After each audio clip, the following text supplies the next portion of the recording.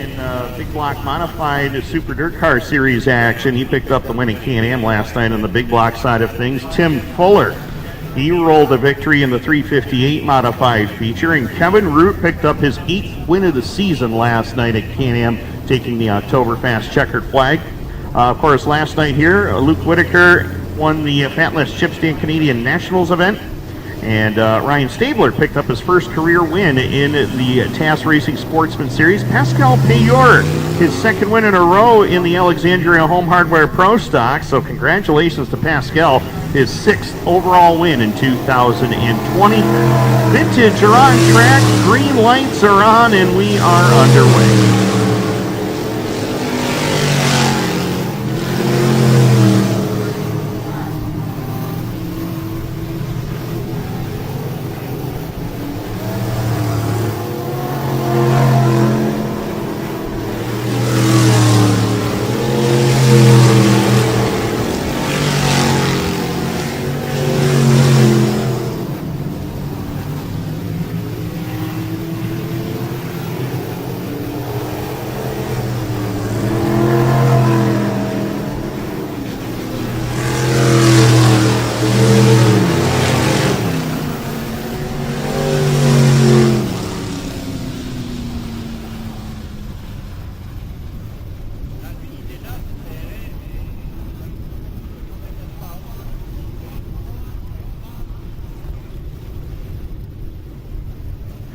Session number 1 for the Vintage is complete.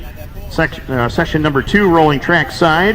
The 358 Modifieds will be rolling trackside for their first hot lap session of the day after the Vintage.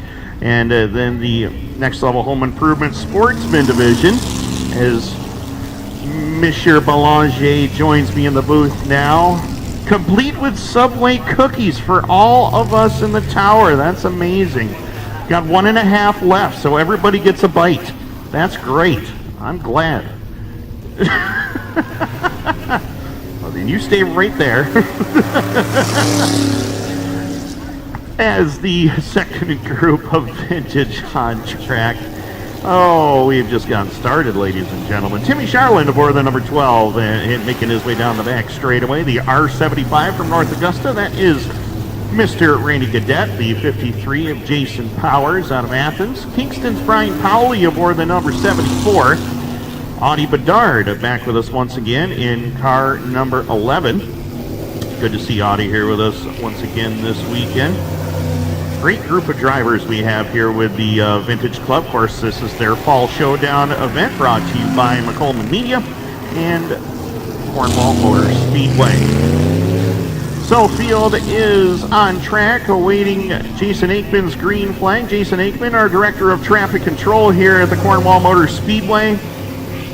Did a great job last night. He is back for day 2. There is Mr. Rick Young from RickAtTheRaces.com. He'll be snapping some great photographs, and you'll see a lot of his work on his website and his social media as well. So, Rick, thank you for joining us tonight, and those here in attendance with your race teams, glad you could be here.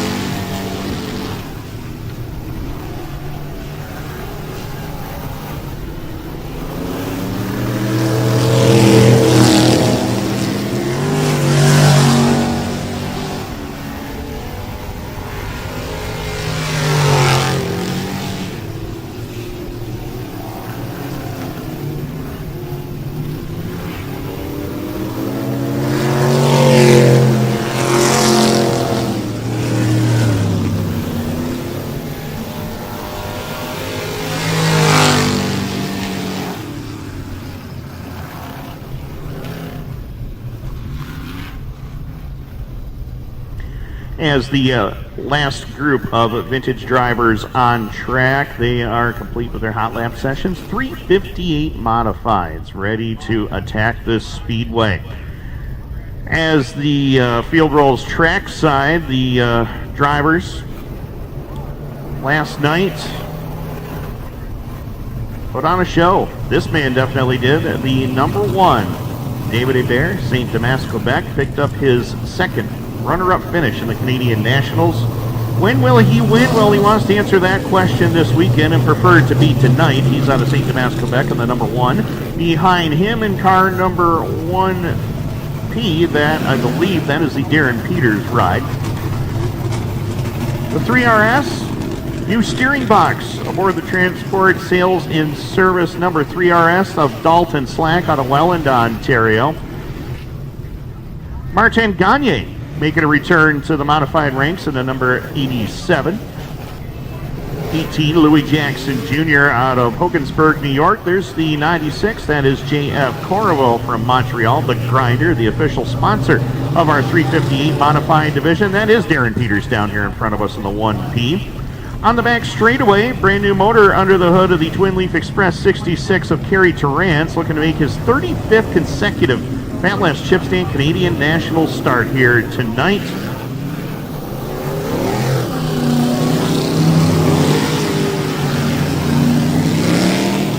And Stefan Lefranc back for night number 2 here at Cornwall in the Senior National 124 ride. Green lights are on and we are off and running. Track a little bit slick out there for some of these drivers, so they've been told over the one-way radio to kind of take it easy and work the speedway in as best as you can.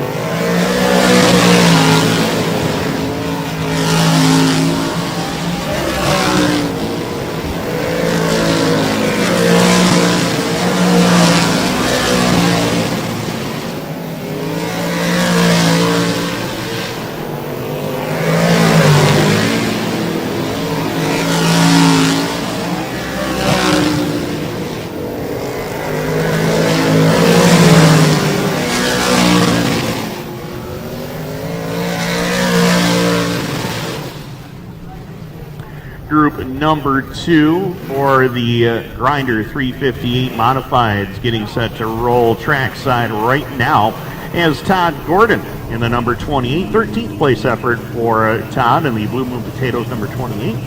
Tyler Javog off of his best career finish last night in this series, 7th place effort for him, the Auto Value Parts Stores TAS Racing Machine. Kevin Amel out of Yamaska, Quebec in the number 13, making his way into turns 1 and 2. Gary Lindbergh made his debut last night with this series. He's in the Cornwall Motor Speedway number 37, 6th place finish for him one night ago.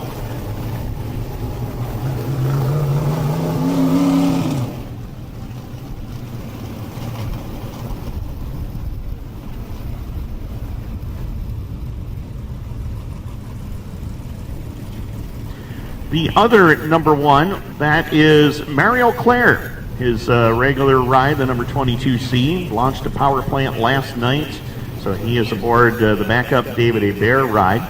Kyle Dingwall, he had some struggles last night getting in a tangle in the midpoint of the race in turn number 4, relegated him to 15th on the evening. He's in Ray Bell's Plumbing 66 from Iroquois. In the McColeman Media, Mike Sauvé Construction, car number 01, that is Chris Raby from Alexandria. And behind him, 2-time Dirt Car 358 Modified Series champ in the Robert Menard Tire Center 54 and a Granby, that is Steve Bernard. Group number 2 for the 358 Modifieds is about ready to go green. Session number 2 is underway.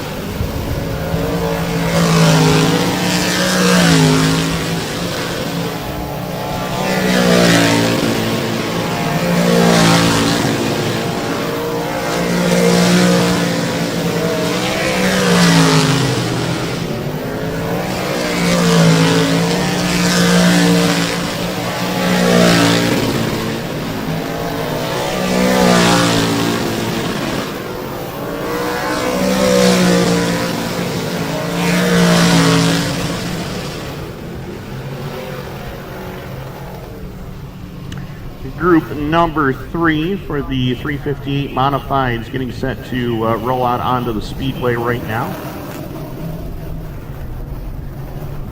Brian McDonald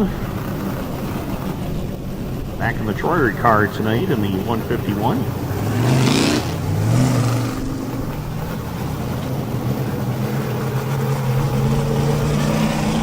Austin Wood in the number 1X machine. Austin 10th place finish last night. There is our winner from one night ago.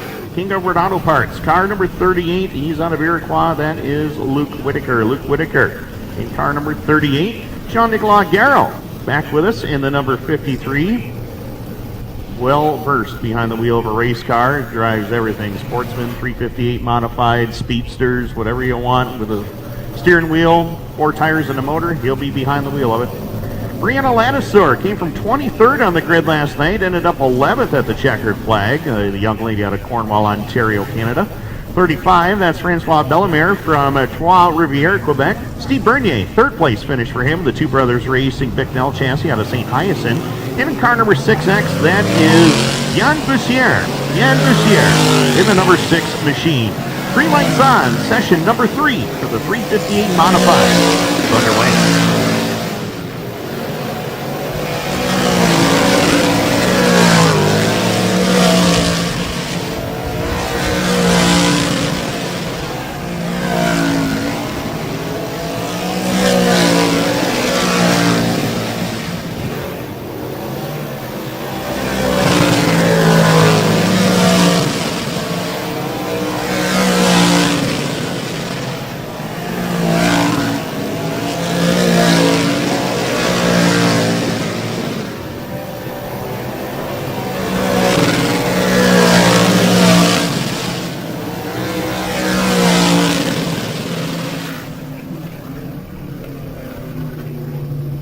Group number 4 ready to roll trackside right now. Of course, drivers just getting this speedway worked in, so the lap times have not been as fast as as a lot of us are accustomed to seeing right now, but they are working the speedway in. It's going to be a quick time later on tonight. Corey Wheeler back in the number 47 machine. That last chip stand ride out of Cornwall. Ryan Armathon in the R70 out of Renfrew. 25, Le Groupe Ultra machine, that is Mikel Perron. 23, Mike Stacy out of Ganawage. The 88 of Lee Ladisor out of Alexandria. 91, that's Matthew Laramie making his way into turns 1 and 2. Jeremy Waugh out of Napierville, Quebec, in the number 90 JR ride, making his way off at turn number 2. And Mikel Lebreche in the 99. Completing this group, 4th and final group for the 358 Modifieds, ready to roll to green as the Next Level Home Improvement Sportsman Division will roll trackside to complete their group timed hot laps for to set the heat race lineups for their qualifying for the TAS Racing Sportsman Series round number 4.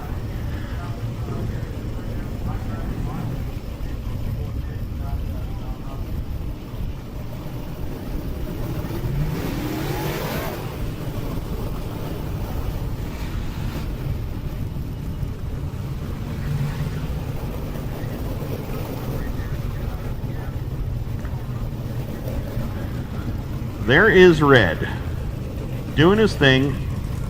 How you doing, sir? Good to see you. All right, perfect. Red just flashed the thumbs up, and when Red gives the thumbs up, you know it's a good day. So, 358 Modified, the Grinder 358 Modified Division, ready to go. We'll pick the speeds up as the Next Level Home Improvement Sportsman Division waiting in the wings over there in the staging area, group number 1. We'll be ready to roll to the Speedway next for their timed hot lap session. We'll set the heat lineups for qualifying.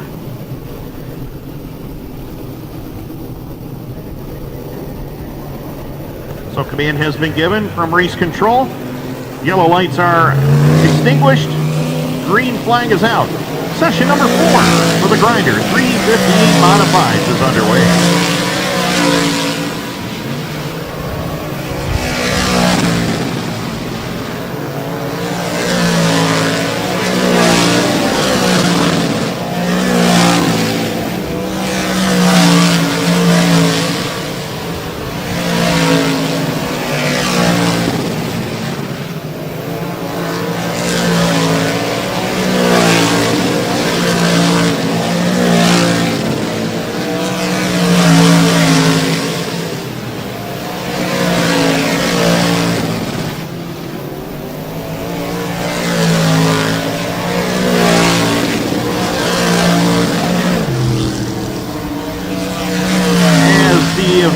all group of Grinder 358 Modifieds is complete. Next level home improvement Sportsman rolling track side.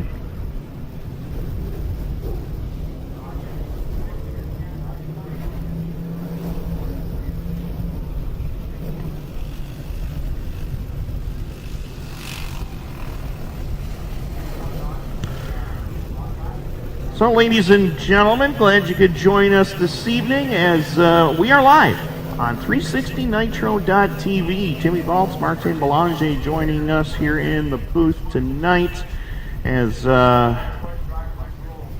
Martin is here doing his thing, hanging out.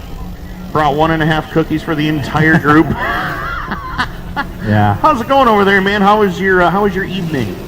Yesterday it was good. Yes. And looking promising for tonight as well. 33 modifieds and more than 40 sportsmen have signed up for action. So it's looking good, and it's great weather for October as we were over 22 degrees today here at Cornwall. It's supposed to get a little bit chilly today, but we'll have a great night of racing here. Second night of 3 for the Fall Showdown weekend. So we're at a racetrack, Tim, so we cannot ask for any better. I totally agree with you on that one. That is for sure.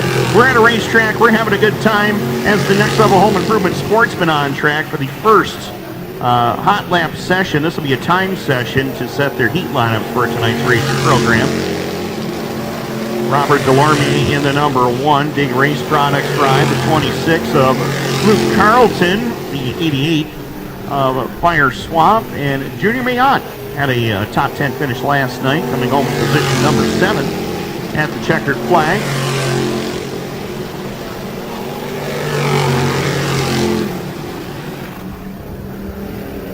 Well, the yellow flag is displayed. What we are going to do now is count these next laps as their timed laps, and these are the ones that are going to count for the starting lineup in the qualifying heat races.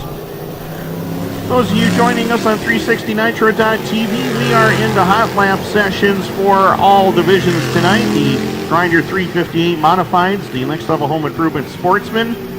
The Lightning Sprints are in attendance with us tonight from Quebec, and the Vintage are here for their Fall Showdown event, brought to you by Macomb Media and Cornwall Motor Speedway. As the first time lap for Robert Delorme, Big Race Products, Thompson Motorsports machine, will bring it across the line, 14.902. Luke Carlton, 15.352. Fire Swap, 16.071. 14.914 for Junior Mayotte. Junior has been fast all weekend in that 101, and he continues it tonight. Checkered in the air. Delorme goes with 15.352. 15.219 for Carlton.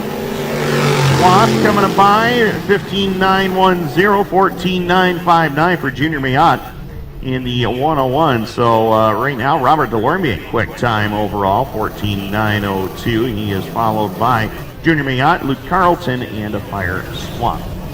As the back half of group number 1 rolls to the Speedway, led by Cedric Govro, the 22 seed. C.D. Beauchamp looking for a little better run than he had last night in the number 88 machine. He's out of Ormstown, Quebec. 35, Thomas Cook out of Hogansburg.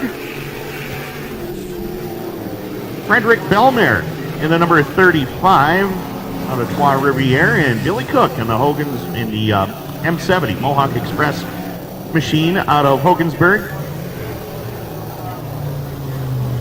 So drivers, once again, much like Group 1A, they will do a couple of quick hot laps to get accustomed to the speedway, and then we will put them back under yellow and turn them loose for their timed hot lap session in just a few moments. Those of you just joining us on the broadcast tonight for 360nitro.tv, we welcome you to the Cornwall Motor Speedway. Timmy Baltz, Martin Belanger joining you here in your living room virtually as we are here tonight at Cornwall Motor Speedway, bringing you all the live racing excitement. Day number 2 of 3 for the Cornwall Motor Speedway Fall Showdown weekend. Been a great night of racing last night. We'll get into that a little later on as the Sportsmen back under green very shortly.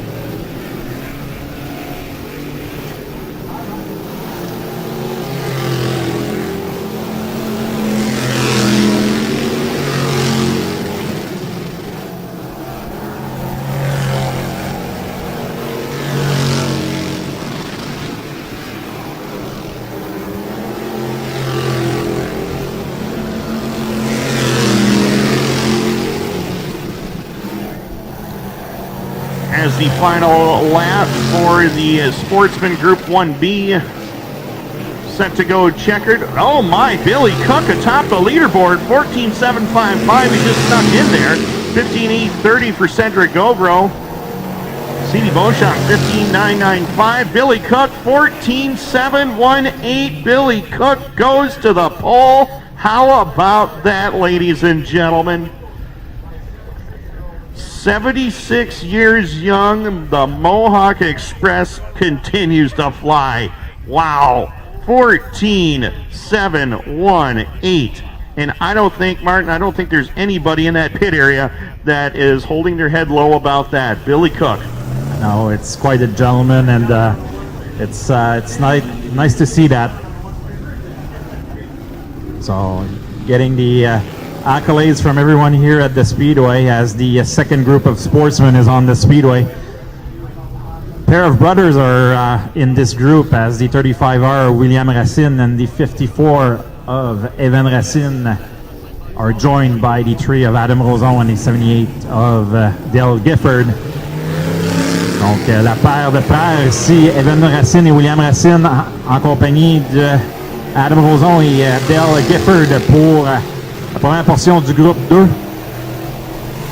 Souhaite la bienvenue à tout le monde sur 360nitro.tv.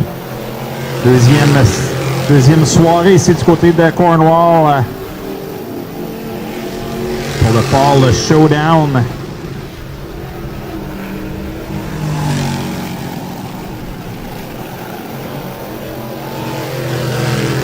On va au jaune ici. On a donné quelques tours de pratique. Ensuite, on va aller pour la session de temps chronométré. So as we've done yesterday, so you saw the drivers doing a few practice lap session. Then we've provided a few laps. Then we're going back to green here, and now we'll time these drivers.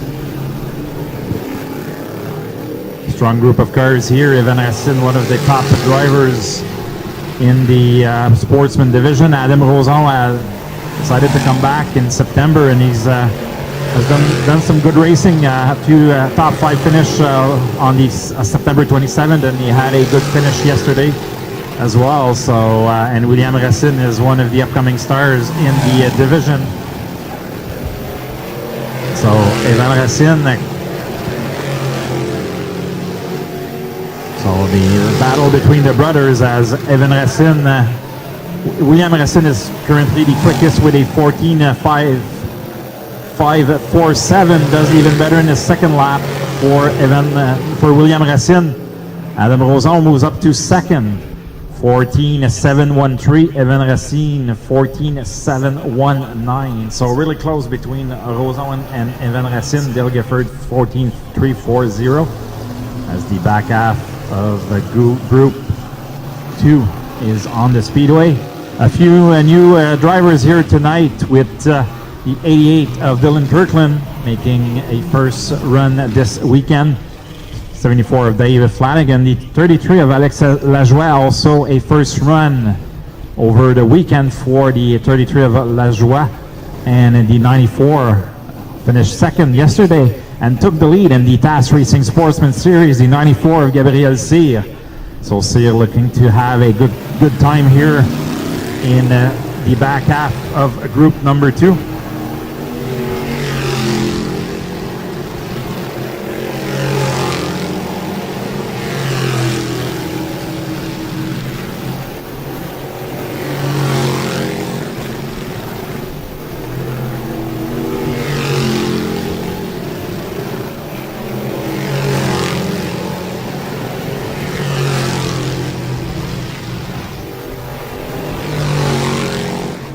Yellow flag is out.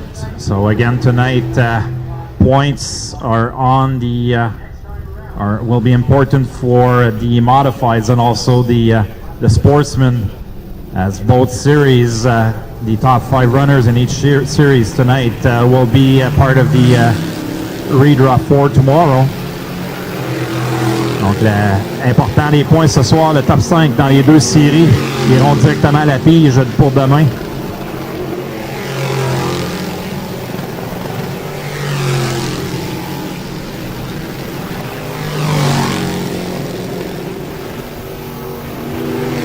We'll see if these drivers are able to beat the time of William Racine. Gabriel C moves up to second, 14.601. Dylan Kirkland in position number 5. Dave Flanagan, 14.871. Alex Lajoie tops the board, 14.333. Gabriel C, 14.401. Well, the track is getting better and better as the drivers are on it. So Alex Lajoie, 14.333. Gabriel C, William Racine, Adam Roson, Evan Racine, Dylan Kirkland, Dave Flanagan, and Dale Gifford will be your starting lineup for heat number 2, as heat number 3 is on the speedway, Tim. Group 3A, a rolling track side, led by the 1R of Ricky Thompson, the Brass Horse Pizzeria, right out of Hogansburg. Behind him in car number 14K, that is Carl Potvin. Carl Potvin aboard the number 14K. Jared Herbison suffered some damage last night, relegating him to a 27th place finish at the end of the 50-lap contest. He is in the number 38J, the Herbison Tree Service number 38 machine. Stewart Automotive Ride, Jason Rose, the Dennis Rose Jr. Trucking number 18 JR. He's out of South Glengarry, Ontario, as the field getting their hot lap session in. Keep in mind, the first 2 groups have been completed. If you're just joining us live on the broadcast at 360nitro.tv, first of all, we're glad you could join us. Second of all, the first 2 groups have already time trialed. 76 years young, Billy Cook put it atop the leaderboard. He'll go from the pole in heat race number 1 with a quick time of 14.718. And as some of you just saw, Alex Lajoie, car number 33, he'll go from the pole in heat race number 2 at a 14.333. Alex is the quickest overall time right now. As the first half of group number 3 is on the speedway, the 1R of Ricky Thompson, Brass Horse Pizzeria, Bar and Grill Machine, 14, Carl Potvin, 38, Jared Herbison, the 18 of Jason Rose on track. Jason, 9th place finish last night. Bested his best career finish by 1 spot last night in the 50-lap feature. Jared Herbison will try to offer a better performance tonight as he crosses the line. 14.378, 14.429 for Jason Rose. The 1 of Thompson will come across the stripe with Carl Potvin chasing him. 15.079 and a 15.018 for Carl Potvin. Checkered in the air on Herbison. He goes a 14.240. 14.383 for Jason Rose and Ricky Thompson. He will try to go a little bit better here on lap number 2, and he'll go 15.088. 14.909 for Carl Potvin. So right now, it is Jared Herbison at a 14.240. 14.240 for Carl Potvin in Group 3A. Group 3B on track, the Bobcat of Hamilton, 72 of James Friesen. 3rd place finish last night. In car number 72, 29M, that is Michael Richard.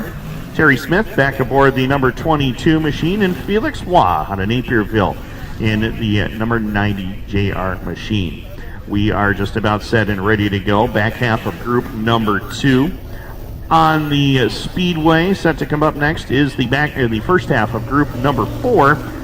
And after the time trial, or the time hot laps for the Next Level Home Improvement Sportsman, we are going to find the Lightning Sprints. They will come to the speedway for their first hot lap session of the day. Championship implications on the line for them this weekend as well. Race number 13 of 2020. They will also have one more event tomorrow night that will decide the overall series championship. Tommy Morrow currently leads the points in the Lightning Sprints, and we'll get into that later when they come trackside. James Friesen aboard the 72. Picked up a 3rd place finish last night in his just a 2nd career start in this TAS Racing Sportsman Series. Picked up a 4th place finish in this series in his debut here.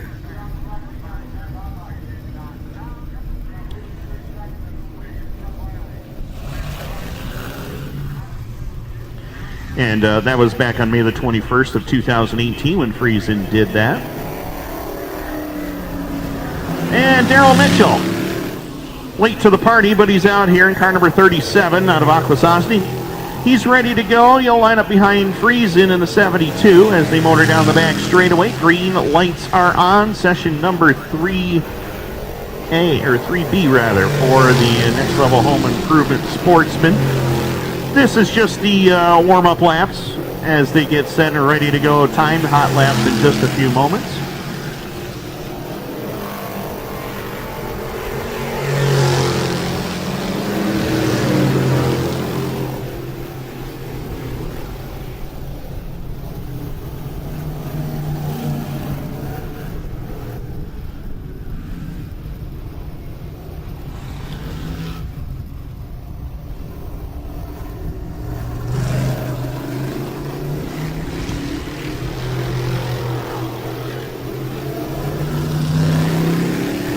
And we are set to get it going as the back half of group number 3 is green. James Friesen aboard the number 72 will be the first driver to take a timed lap. And he'll cross the line for lap number 1, 14:2:25, top of the board. Mikel Richard, 14:199. He goes atop the leaderboard. 14:582 for Daryl Mitchell with the left front way in the air. Terry Smith in the 22, 14:941. Friesen, 14:227. Mikel Richard, 14:276. Daryl Mitchell will try it on lap 2, 14:598. And Terry Smith, he will go 14:931. So Mikel Richard, 14:199. He will start on the pole for heat race number 3. First half of Group 4 ready to go. Group number 4 on the Speedway, we have the 18R of Brad Rouse. Rouse was vying for a top 5 finish yesterday when he broke the back of his machine. So Brad Rouse qui était dans le top 5 hier, le pilote qui a gagné le plus de victoires en dirt car Sportsman avec nous ce soir dans le 18R. Brisé hier alors qu'il était dans le top 5. 6X of Travis Back, 29 of Steve Turcotte, and the 1 of Justin Lalancette on the Speedway. First half of group number 4, 4 of 5. Again, 5 groups here tonight. 41 sportsmen have signed in, 41 sportsmen en présence.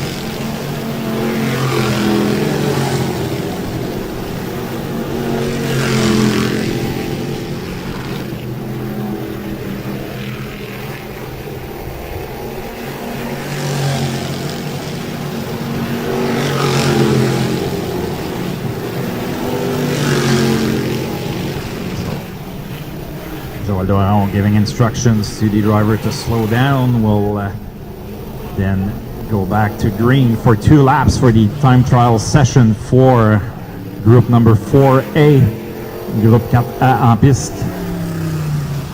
Group seems to be well balanced tonight, looking at the lineups, and a lot of top runners, but well divided between the 5 groups, so it's nice to see. So we have Brad Rouse in this one, with other stout drivers, former track champion and Justin Lalancette as well in this group.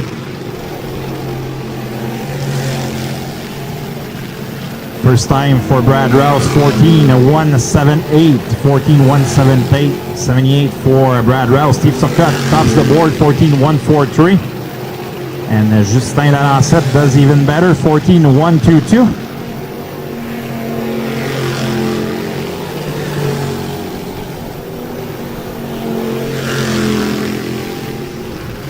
So Steve Turcotte is your fast time so far, 14:068. Justin Lalancette in second, 14:122. Brad Rouse, 14:178. And Travis Back, 14:837 as the back half of group number 2. It's the Speedway, the 58 of Steve Morris. Cody McPherson, 2012 dirt car sportsman champ. The 90 of Felix Roy, and the 77E winner last night. Surprise Gab Cyr in the final laps. Ryan Stabler. So a lot of top runners in this group.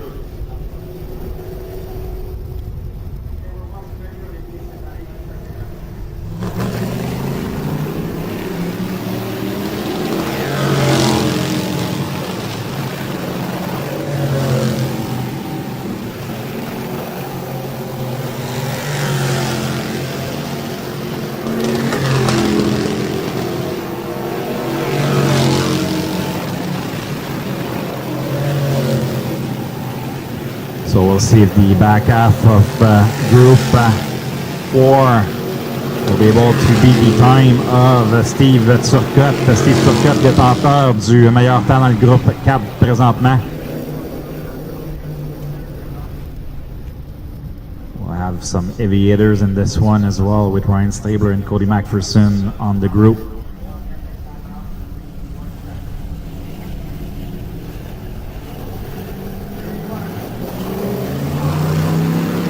Ryan Stabler will be the control car. Le 77 de Ryan Stabler sera la voiture de contrôle pour la session de temps chronométré Sportsman, le groupe numéro 4 pour la série TAS Racing.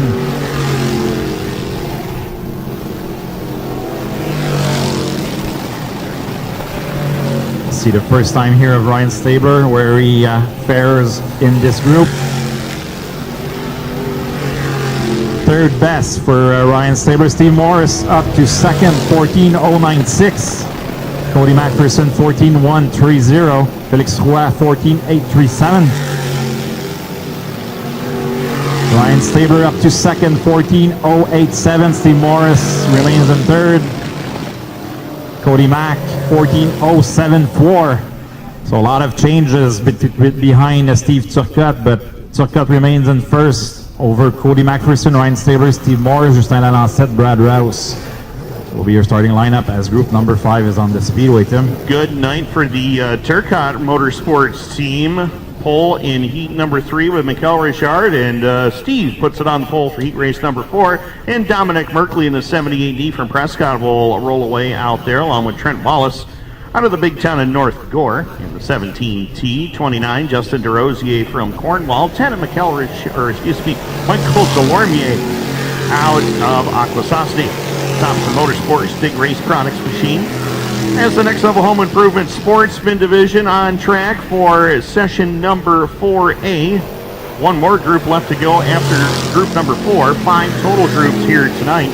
33 Grinder 358 modifieds have joined the party here this weekend. They will be coming out later on for their time trials. After the Sportsman timed hot laps, we are going to bring out the Lightning Sprints for their first trip around the Speedway this weekend. Big weekend for the Lightning Sprints as they will have their championship crown here this weekend. So we look forward to that later on. As Dominic Merkley in the 78D will bring it to the line. He will be the first driver to take time. Dominic, a former mini stock champion in 2018 at the Brockville, Ontario Speedway. He'll bring it across the line for his first time lap in just a few moments as Trent Wallace, graduate of the karting ranks. Justin DeRosier, former winner here in mini stock competition, has not won here in a Sportsman yet, but he is getting close. As they come across the line for lap number 1, it's going to be 14.455 for Merkley, 14.615 for Wallace, 14.093 for Justin DeRosier. Michael Delorme, 14.298. Michael, 2 Sportsman wins at Brockville in the rookie Sportsman class. 14.120 for Dominic Merkley, 14.497 for Trent Wallace. And Justin DeRosier pretty much thought one lap was good enough there, so 14.093. That is quick time right now in session number 1, back half of group number 4. Rolling track side, Scott Miguel from here in Cornwall in the 04, along with the 88 of Chris Ferguson from Chesterville.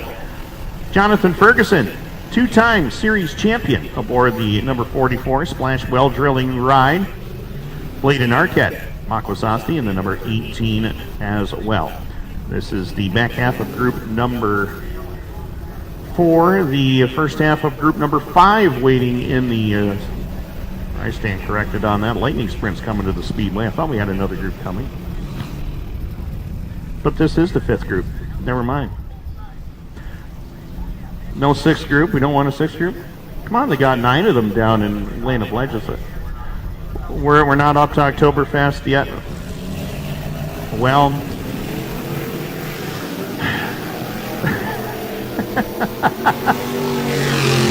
there's a little story about this. There's a little saying about the Sportsman cars down in that area that I'll tell you off microphone.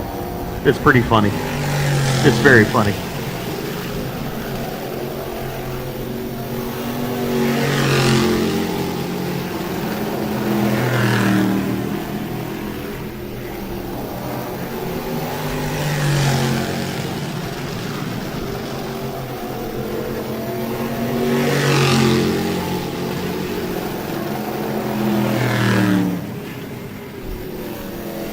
drivers have been instructed to shut it down, and we will get them ready to go for their timed lap. This is the final group number 5 on track right now. We'll get that squared away right this second.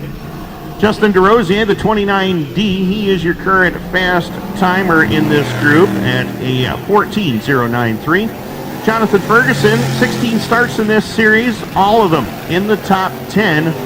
Only one outside the top 5. That was back on September the 27th. Right now, he will try to clock in and set fast time to put himself on the pole for heat race number 5. He'll clock in 14.029. 14.029 for Ferguson. 13.749 for Scott McGill. Wow. 14.285 for Chris Ferguson. 14.084 on lap 2 for Jonathan Ferguson. Scott McGill, 13.856. Oh my, ladies and gentlemen. How about that? I'll tell you, Scott McGill, 13.749. How about that? That's moving. Yeah. That's moving. These guys move pretty quick too. Yeah. Be curious the times that they'll do here tonight at the Speedway. So Lightning Sprints back in action for their practice session here as the Cornwall Motor Speedway Championship is continuing with the remorquage du plateau. We'll have a new leader after tonight as Stéphane Saint-Laurent is not here. One that will watch, as I was looking at the points for this championship, is Tommy Moreau, currently second in the points. He had 12 points behind the leader. So Tommy Moreau looking to gain the lead for this series. Tommy Moreau qui veut aller chercher la première place dans le championnat du Cornwall Motor Speedway.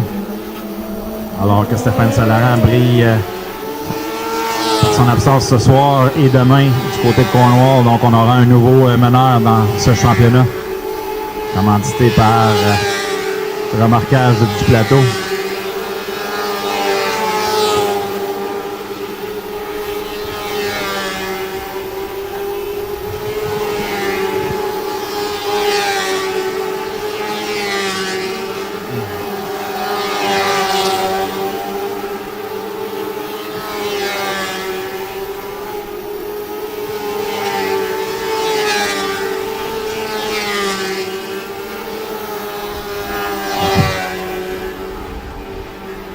So Tim, the Lightning Sprints are moving around the Cornwall Motor Speedway. 12.780, 12.780 for Jean-Christophe Bolduc, which is about 2 seconds faster than the Sportsman. So that was quick. Yeah, I would have to say so. I'm glad I'm up here with you and not out there in one of them. As Maxim Foley in the 87 making his way up into turn number 1. Benjamin Ballo making his way back out with us in the number 740. Benjamin made his debut here at Brockville last weekend.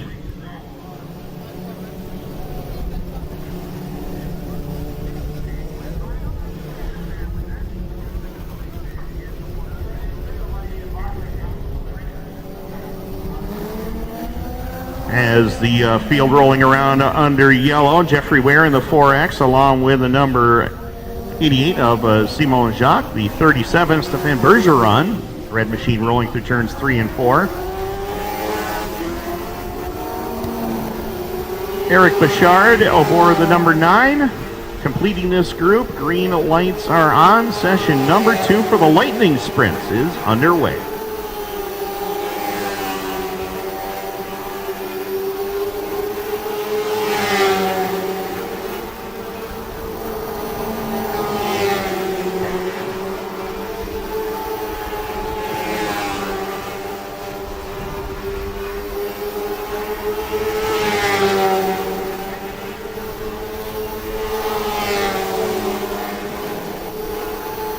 As the final group of Lightning Sprints is complete.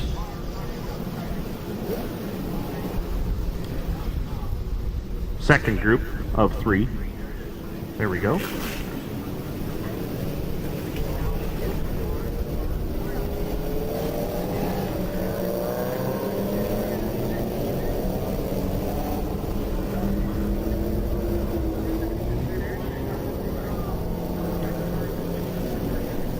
David Daou aboard the number 36, making his way through turns 1 and 2 behind him. In the number 21, that is the most recent winner in the Lightning Sprint division. That is Yves Girard. Yves Girard picked up the win last weekend at the Brockville, Ontario Speedway, part of the Fall Nationals. Mikel Benoit aboard the number 25 out of St. Robert, Quebec. 16, former series champion. That's Eric Sundberg. 97.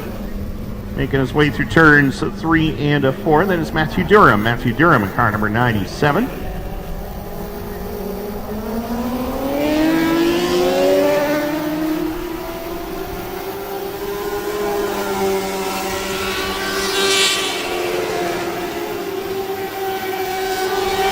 Poirier back aboard his own familiar number 28 ride. Last time that car was here, it was in Victory Lane, but it did have Jordan behind the wheel. 3 of Mike Gaucher, former mini stock champion here. Still getting used to things out there in that number 3.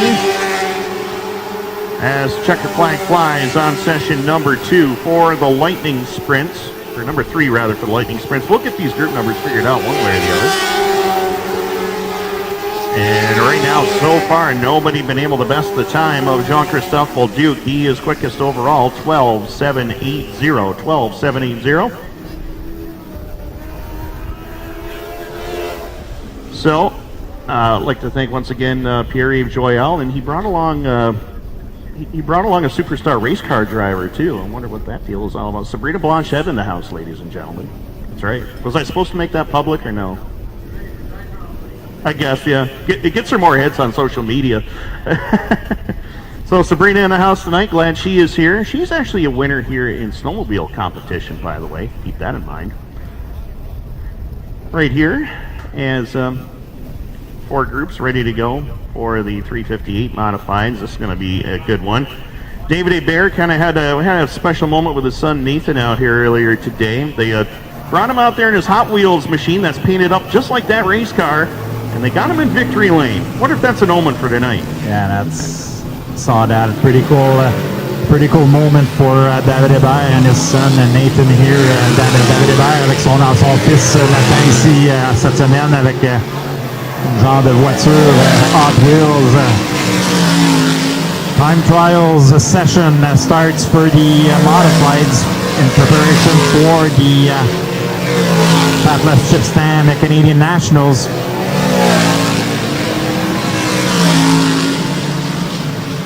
We'll see if David Hébert currently in first.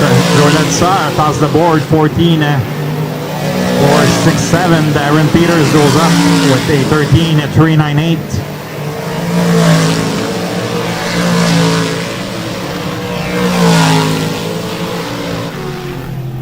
Joël Ladouceur, quickest, 13 at 261. Stéphane Lafrance in second at 13 at 321. Darren Peters, David Hébert, and Dalton Slack. As well as send 1B. GF Carrillo in the 96. 18 junior of Louis Jackson. 66X of Kerry Terrence. And 87 of Martin Gagné.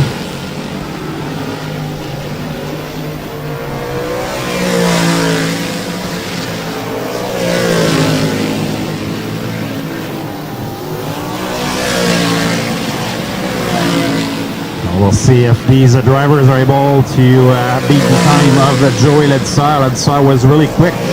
Jeff Corriveau right off the bat goes up to second, 13 at 284 for Jeff Corriveau.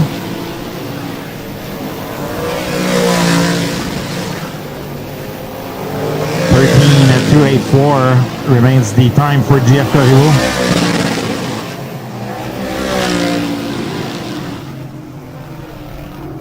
So Joël Ladouceur, GF Corriveau, Stéphane Lafrance, Darren Peters, Kerry Terrence, David Hébert, Dalton Slack, Louis Jackson, and Martin Gagné will be the starting lineup for heat number 1. as we prepare heat number 2 for the not the Sportsman, but the 358 modifieds. I'll tell you, we're going to get it right one of these 3 days. we'll get it right on Monday.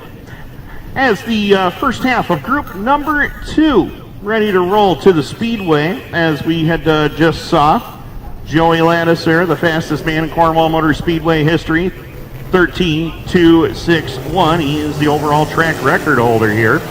Coming to Mel in the 13, rolling out Chris Raby in the 01, 85, Tyler Chabot, 28 of Todd Gordon. That is the lineup for Group 2A as they are on the Speedway. Kevin Amell aboard the number 13 will bring his ride down the back straightaway.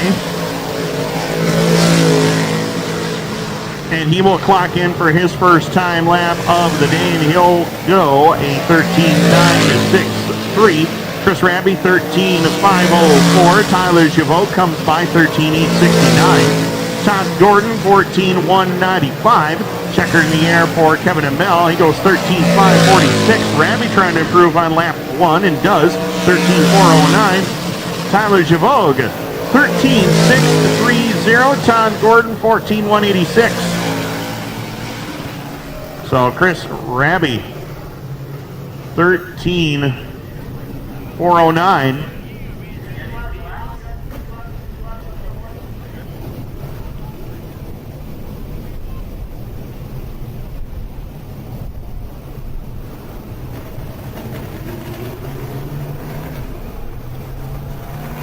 Back half of group number 2 rolling to the Speedway. Ridgeway, Ontario's Gary Lindberg in the Jacasa Motor Speedway, number 37. The 1C, that is Mario Clare. 66, Kyle Dingwall. 54, Steve Bernard. That is the final half of group number 2. Green lights are on, and Gary Lindberg will be the first driver to take time. Gary, 4-time winner this season, 3 at Merrittville, 1 at the Brockville, Ontario Speedway. He'll cross the line for lap number 1, and he'll go at 13.423, 13.406 for Mario Clare, top of the board, 13.549.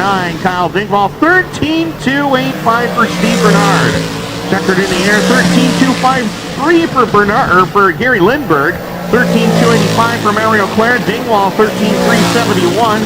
Bernard, 13.448, but Gary Lindberg, Jacasa Motor Speedway, number 37, 13.253. That will put him P1 in heat race number 2.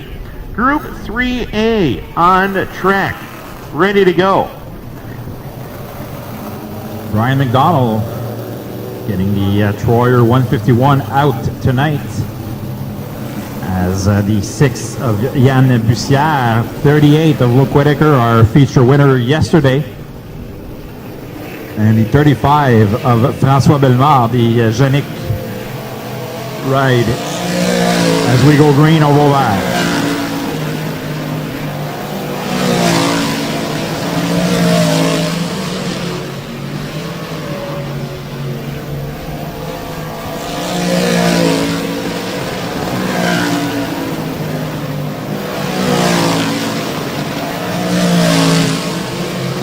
After one lap, Luke Whitaker, 13.194 for Whitaker. 13.238 McDonald. Luke Whitaker has the quickest time so far in group number 3, 13.166. Brian McDonald, 13.238. Yann Bussière, 13.495. And François Bellemare, 13.543.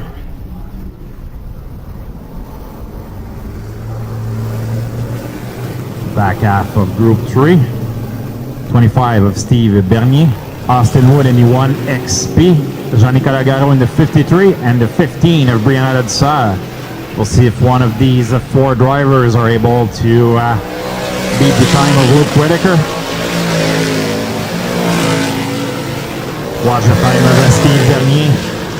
One of the good drivers in the 358 Modifieds, finished 3rd yesterday here at Cornwall. Up to third for Steve Bernier, 13-3-6-1, Jean-Nicolas Garot. Brian Adser, 4-13-4-4-0, Jean-Nicolas Garot, 13-4-4-5. Solo Whitaker tops the board, 13-1-6-6, Brian McDonald, Steve Bernier, Brian Adser, Jean-Nicolas Garot, Yann Bussière, François Bellemare, and Austin Wood will be your starting lineup for heat number 3 as Group 4A hits the Speedway.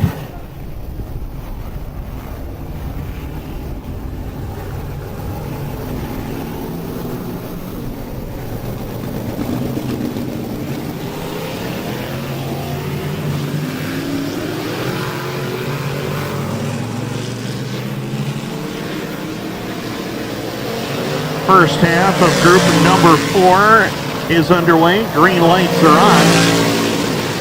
Ryan Arbuthnot, Mikel Perrot, Corey Wheeler, and Matthew Laramie on track as Arbuthnot will bring it across the line. Lap number 1, 13:357. Mikel Perrot, 13:307. Corey Wheeler across the line, 13:228. Matthew Laramie, 13:628. Checkered in the air on Arbuthnot, 13:313. Mikel Perrot, 13:118. Top of the board.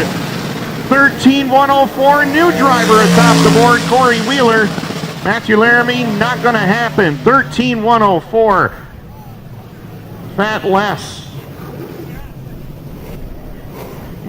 He's doing good for the sponsors. Les Winters has got to be happy. 13:104. Corey Wheeler atop the leaderboard in group number 4A. Group 4B on track, looking to knock Corey Wheeler off the top of the heap as Lee Lannister will give it a shot in the Jim's Performance Plus number 88 Ford Power Plant ride.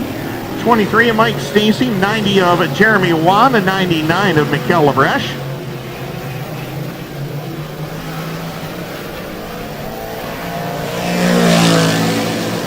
Lee Lannister will try to put his ride up at the top of the board. The Jim's Performance Plus, Mr. Radiator number 88 from Alexandria, brings it into turns 3 and 4 and across the line for lap number 1, 13:502 for him. Mike Stacy, 13:840, 13:696 for Watt, 13:501 for Mikel Labreche. He goes fourth quick.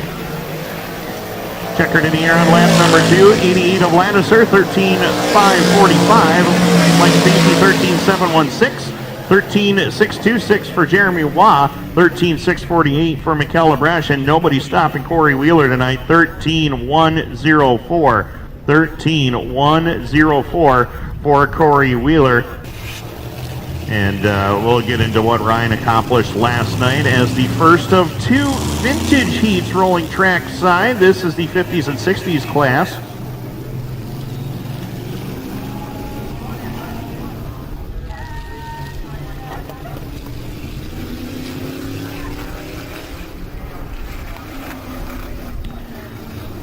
So the 50s and 60s drivers rolling to the Speedway. Audie Bedard aboard the number 11 will lead him down to the green from the pole. Alongside will be the 00. That is Darrell Wilson. Darrell Wilson aboard the 00. Out of Kentville, road number 2 is going to feature Pat Charlin in the number 42. Out of Merrickville, alongside is Tim Charlin, another Merrickville native. In the number 12, Kayla Charlin, Kentville native, in the number 13, and Brian Powley in the 74 from Kingston. 6 drivers ready to go. All starts and restarts will be at the wired audio fire zone in turn number 4. We are green. First time through turns 1 and 2, it's going to be Audie Bedard taking the lead down the back straightaway as they head up into turn number 3 and 4. Then we're side by side for 2nd, 3rd, 4th, and 5th. Off of turn number 4 and across the line, Audie Bedard in control. That car right there is the former car that Justin Saunders drove in this division. Justin has since moved on to the Sportsman ranks as they head through 3 and 4. Pat Charlin holding on to 2nd. Kayla Charlin right there in 3rd, trying to get around Darrell Wilson, and she does just that. Into turns 1 and 2, Audie Bedard has had a quick race car tonight, and he is well out in front. 7 car length advantage over Pat Charlin, who's getting some pressure from Kayla right now as they work it through turns 3 and 4 and down across the stripe. Matt Charlin there for second. Kayla right there with him. The challenge, though, into turns 1 and 2. Tim Charlin trying to battle with the 00 of Daryl Wilson. And Brian Powley completes the field in position number 6. Halfway home, 4 down, 4 to go. Ani Bedard well in command. Half straightaway lead right now as the Charlin family continues to battle for second. Pat on the top side, Kayla down on the bottom as they drag race down the back stretch into turn number 3. Charlin, Kayla that is, down low. Pat up on the top side as we click off lap number 5. First of 2 8-lap heat events in the Vintage Division. Their fall showdown brought to you by McColeman Media and Cornwall Motor Speedway. As Ani Bedard gets around Brian Powley with no problem, he'll come across the line with 2 to go this time by. Pat Charlin able to hold off the advances of Kayla for the time being. Tim Charlin trying to battle here with Daryl Wilson for position number 4. Wilson on the top side, Charlin down low, and Tim Charlin goes to the number 4 spot. White flag in the air, final time around for Ani Bedard and the number 11, the Merrickville native, trying to run away and hide from the rest of the field, and he has done just that. He has had a fast race car all day, checkered in the air, and Ani Bedard dominates. Heat race number 1 for the Vintage, taking the 50s and 60s win. Second will go to Pat Charlin. Kayla Charlin crosses in 3rd, followed by Tim Charlin in 4th. Daryl Wilson crosses 5th. Brian Powley will finish up in position number 6. Ani Bedard takes that extra safety lap just to make sure that that is complete, and it is.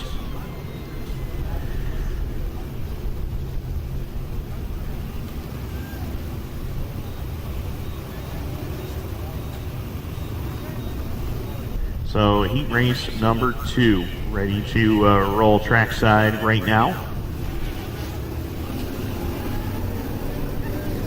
And it is going to be led by the 22 of Denzel Billings Jr. out of Kingston, Paul Billings aboard the number B10 Billings Automotive Ride. Next in line behind them, a car number 27, that is Sheldon Hoogworth out of Prescott. Beside him, a car number B3, that's Steve Billings out of Kentville. North Augusta's Randy Gaudette in the R75 starts in spot number 5, along with Athens, Ontario's Jason Powers in the 53. Final row all by himself back there. Car number J73, couple of wins for him this season here in Cornwall. That is Josh Powers. 7 cars ready to go, 8 laps the distance. Second and final heat for the Vintage, brought to you by McColeman Media and Cornwall Motor Speedway. 3 lights are on and we're underway. Into 1 and 2, Billings, Denzel that is, holding on to the lead. Denzel Jr. down the back stretch has the top spot. Steve Billings goes for an alternate excursion off the top side of the back straightaway, and he'll bring it to a stop over there in turn number 3. Yellow lights back on with 1 in the books.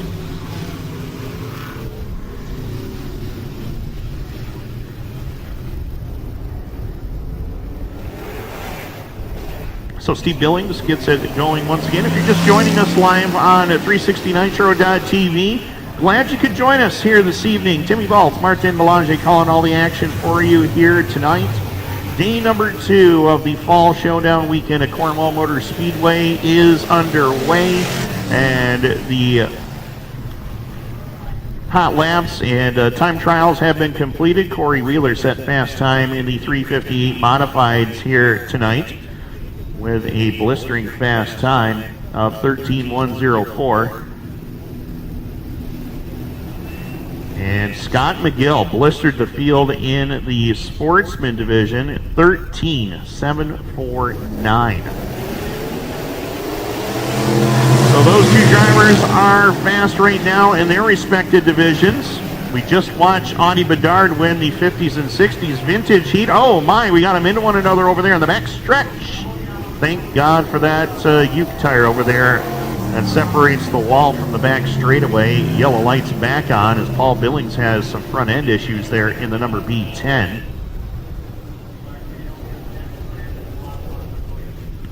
And Paul Billings immediately went to the infield trying to get out of harm's way there. The front end is definitely wrecked on that car. Sheldon Hoogworth, he has picked up the race lead after all of this. Sheldon, longtime campaigner in the full fender division, street stocks and pro stocks. He also did a lot of running in the Sportsman ranks, where he is a many-time feature winner as well, and came back to the street stock ranks a few years ago, and then decided that the vintage division was something that he had shown an interest in. Vintage cars, of course, they race pretty well everywhere and anywhere. And of course, with COVID-19, they're not able to travel down stateside like they normally would be doing this year. So been kind of restricted to be running up here at Brockville and Cornwall, but it's been good racing in the vintage class this year. We've had upwards of 20, 21 cars each and every time, which is huge for this division. So glad to see this class has come together to band as one, and showing some great car counts, a lot of great racing too. Drivers like Randy Gaudette getting back to victory lane, Josh and Jason Powers. Steve Billings has also been a factor in some of these races this year as well. So these drivers thoroughly enjoy racing, and they like to go travel around. But like I said, with everything going on in the world right now, they are glad to be here at Cornwall and glad to be at Brockville as well this year. They finished off the season at Brockville this past weekend.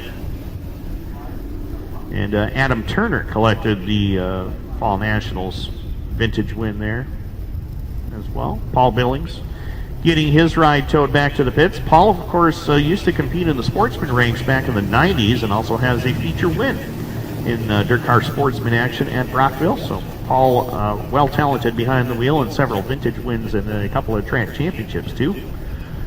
Sheldon Hoogworth from the 27, he looks over to his right and goes, oh man, I battled with this guy in Sportsman, now I got to deal with him here. Randy Gaudette in the number 75. He will go from the top side on this next restart. Hoogworth, Gaudette, Denzel Billings Jr., Jason Powers, Josh Powers, and Steve Billings. Your 6 drivers at the Wired Audio Zone. In turn number 4, we are green. And he's back, Randy Gaudette. Flying around the top side of the speedway, he'll pick up the lead down the back chute as Hoogworth and Denzel Billings Jr. fighting it out for second and third. Look at Jason Powers trying to move up on the top side. Son Josh there on the bottom as they dice it up for 5th and 6th at lap number 3. Gaudette holding the lead down the back straightaway. 27 of Hoogworth there for second. Denzel Billings Jr. holding on to third. Look at Steve Billings go. Steve's got a couple of street stock championships here in his career. He moves up to spot number 3. A great move around the outside lane to pick up that spot. And now he's going after the 27 of Sheldon Hoogworth into turn number 3. Going to bring Jason Powers with him through turns 3 and 4. Powers moving up to the 4th spot. Denzel Billings Jr. completes the top 5 with Josh Powers in 6th. All chasing Randy Gaudette, 3-time Brockville Speedway Sportsman champion, the all-time winner in the Sportsman ranks at Brockville. 2 to go, or halfway home. Stand corrected. 2 to go. 2 to go for Randy Gaudette in the number 75. He leads it down the back straightaway. White flag set to come out this time by. I do know that. Final time around for Randy Gaudette as he crosses the line. Straightaway advantage over the 27 of Sheldon Hoogworth. He's got Steve Billings there with him in third. The 53 of Jason Powers, Denzel Billings Jr., and Josh Powers. Your remaining field checkered in the air. No contest. It is going to be Randy Gaudette picking up the victory. Sheldon Hoogworth crosses second. Steve Billings will cross in third. Jason Powers, Denzel Billings Jr., and Josh Powers will complete the rest of your field. And that does it for the vintage as Audie Bedard and Randy Gaudette pick up.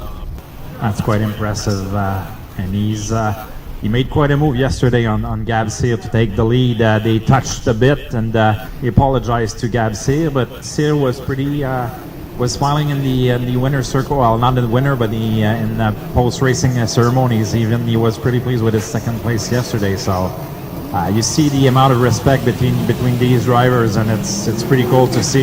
It's been a good year for the Sportsman, and having 41 cars here tonight, that's pretty awesome as well. So first of 5 heats on the speedway. The veteran driver, 76 years old, 76 ans, Billy Cook, will start on the pole with the 1 of Robert Delormier, 101 of Junior Mayotte, 26 of Luke Carleton, 35 Thomas Cook, 22C Cedric Govro, 88 of Fire Swamp, 88 CD of CD Beauchamp, and the 35 of Frédéric Delmar. We go green, on va vert.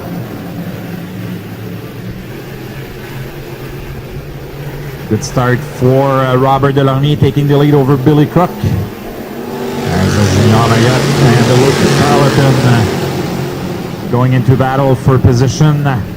5 heats, top 4 to the feature. The rest will need to go to one of the 2 last chance qualifiers.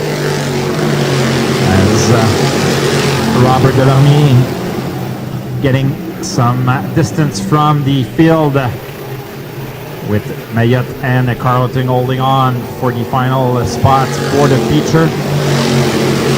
Cédric Gauvreau, Thomas Cook, Cédric Beauchamp, Perry Swamp, and Fred Bellemare all looking to gain some position. Cédric Gauvreau trying hard here on Luke Carleton to get that spot, but we'll have to watch Thomas Cook as well. No errors to be made for these drivers. As Carleton still holding his holding his way here. Yellow is out. Luke Carleton is still in position number 4. As far as Swamp slowed in the backstretch. So yellow is out. 5 laps completed. 5 tours de compléter ici pour la première de 5 qualifications Sportsman. First of 5 Sportsman qualifier.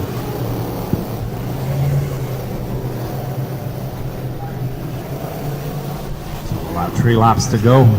3 tours à faire.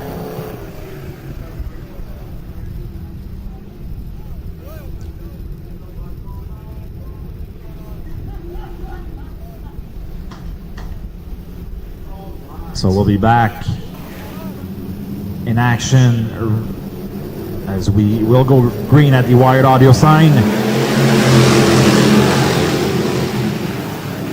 Billy Cook fires up to first as Luke Carleton goes a little bit too high. 3 wide between Gauvreau, Cook, and Carleton. Everyone wants to go to that 50-lap event. Everyone is pushing hard as Carleton breaks here, slips as the white flag being displayed.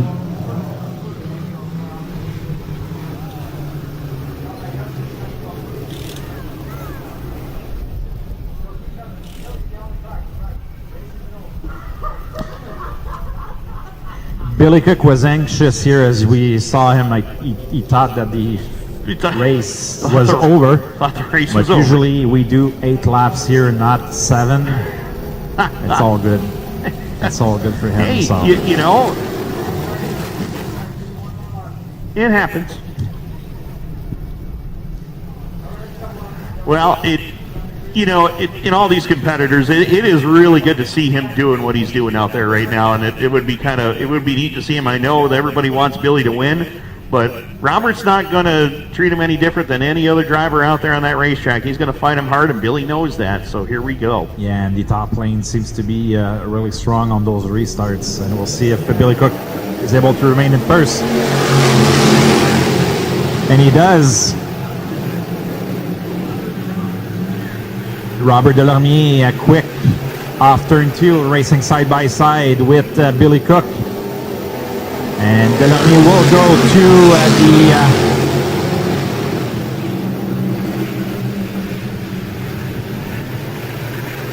the lead as Billy Cook is in second. A checker flag will be out.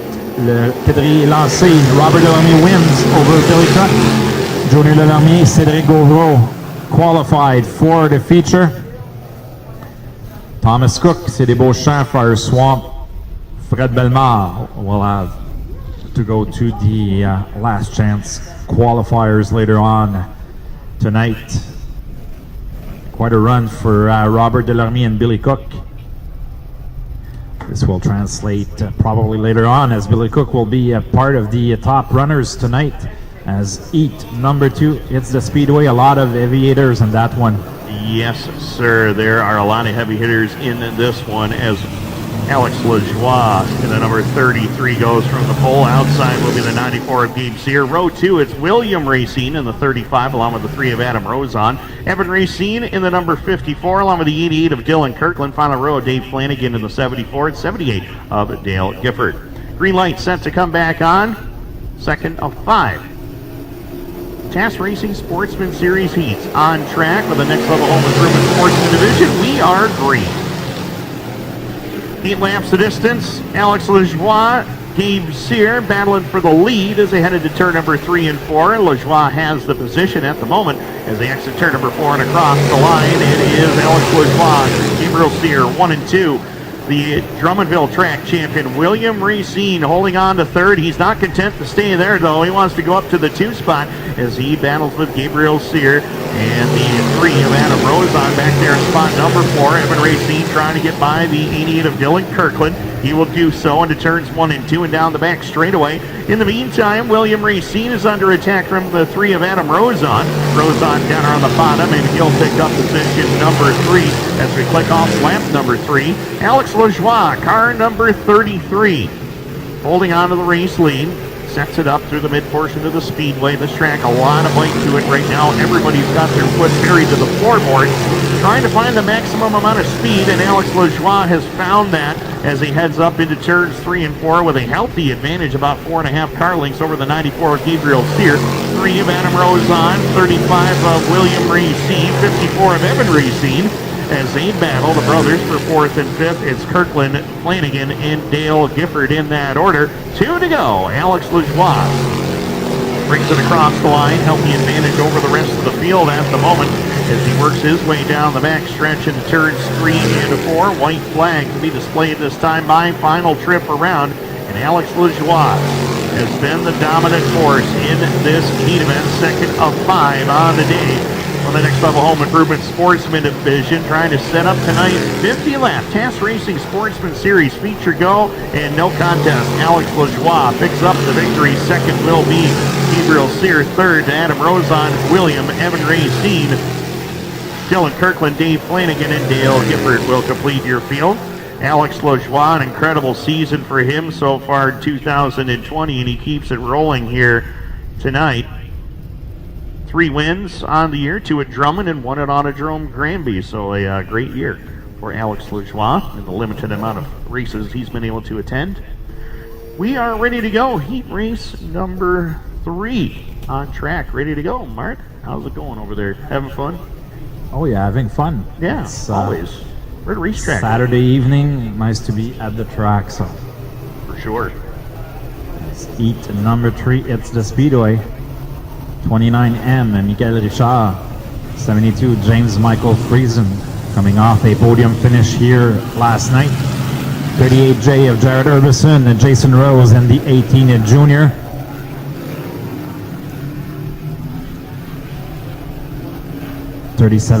M of Daryl Mitchell.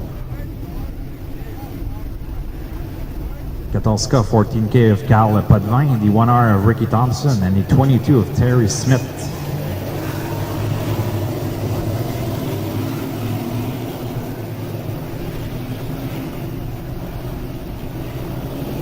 Eight cars ready to do battle as top 4 will go to the feature event. The rest will go to the last chance qualifier. Top 2 to the inversion draw. As we go green.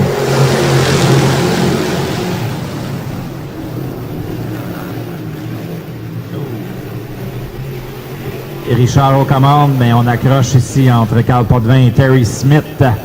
Carl Potvin and Terry Smith.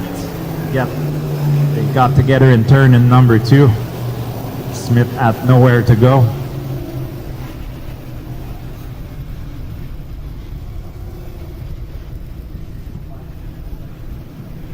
Some damage on the body panel for the 22 of Smith and Carl Potvin, but I think everyone will be able to go back on their own power.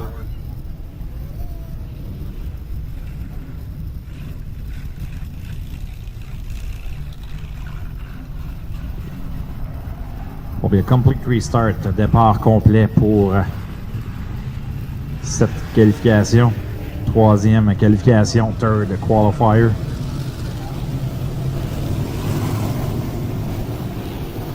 See if Michael Richard will start again on the top row.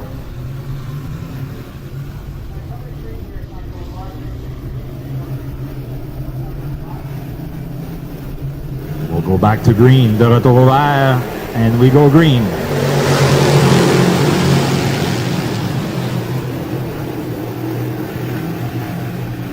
Good start for Richard over Friesen and Jared Urbison, Jason Rose, and Ricky Thompson, your top five. Michael Richard leading the way in a Steve Turcotte ride here over James Friesen.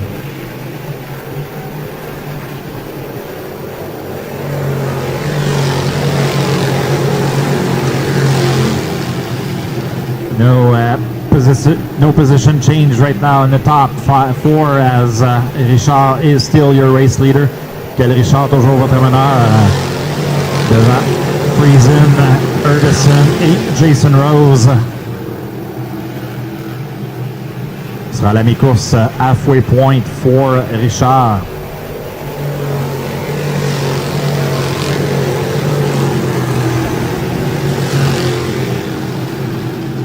The top four drivers are about at the same distance on the speedway.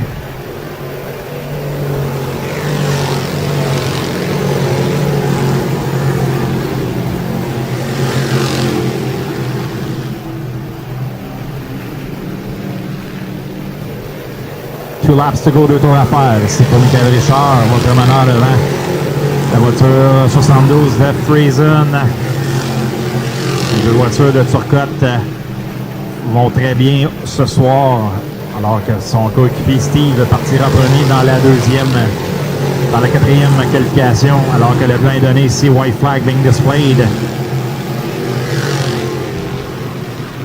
He will come and get the checker flag, the 29 of Michael Richard in front of James Friesen, Jared Urbison, and Jason Rose to the show. 1 hour of Ricky Thompson. 14K, 14K, Carl Potvin, Terry Smith, and Darrell Mitchell will have to go to the last chance qualifier. Richard and Friesen to the draw, inversion draw. So the 229 cars, the Eau Claire machines, well-prepared machine tonight as his teammate will start on the pole for heat number 4, Tim. As we had documented early on after the time trials, it is a great night for that race team as Steve Turcotte will occupy the number 1 spot in heat number 4. Starting in position number 2 will be Cody Mack. Cody McPherson on the St. Catharines in the 777. Row number 2 is going to find the 77. Last night's winner, this very first TAS Racing Sportsman Series victory. That's Ryan Stabler. It is outside at Steve Morris in the 58. Justin Lalanset in the number 1 alongside of Brad Rouse in the 18. Felix Wan the 90. Travis back in the number 6. Green lights are on and away we go. 8 laps is the distance as they head through turns 1 and 2 and down the back straightaway. Cody McPherson flanks the number 777 out in front of the field. As you see down in turn number 4, there's a little bit of standing water down there, and some of these drivers have gotten into that and has thrown their machines off just a little bit as they head down the backstretch into turn number 3. You'll see them kind of swing out around that if they can as they head into turns 3 and 4 and across the line. Lap number 2 is on the scoreboard. McPherson leading the way down the back straightaway, multi-time track champion at the Merrittville Speedway and Sportsman competition. Also 2012 Dirt Car Sportsman Series champion as he brings it across the line.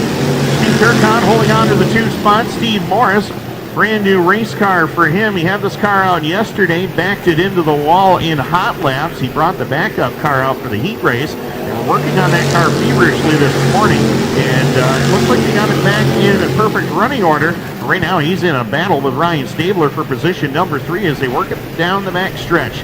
Stabler at RSI Industrial pump it up aesthetic 77 ride, trying to draw even with the 58 of Morris, but no such luck. In the meantime, 5 laps are complete. Cody McPherson is having his way with the field at the moment. The 29 of Steve Turcotte. Not much he can really do. Oh, and my Stabler, he caught that standing water down there, pushed up into the 58 of Steve Morris and caught the left rear as they head through turns 3 and 4 this time around. Cody McPherson sees the white flag. Final time for Cody McPherson into turn number 1. The 29 of Turcotte back there in second. Steve Morris, Ryan Stabler, and Brad Rouse. That's your top 5 with Justin Lancette, Felix Waugh, and Travis Beck completing it. McPherson will cross the line and taking the win in heat race number 4, followed by Turcotte, Steve Morris, Ryan Stabler, Brad Rouse, and Justin Lancette, as Lancette and Brad Rouse not playing very nice over there.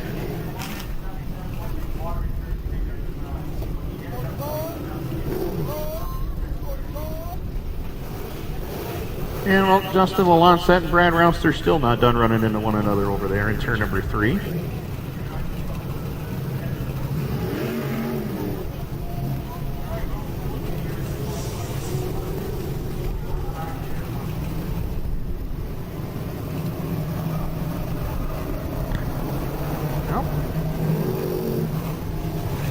Action aplenty. Heat race number 5 is on track. A lot of action. Everyone wants to go to this feature here tonight with more than 40 cars here.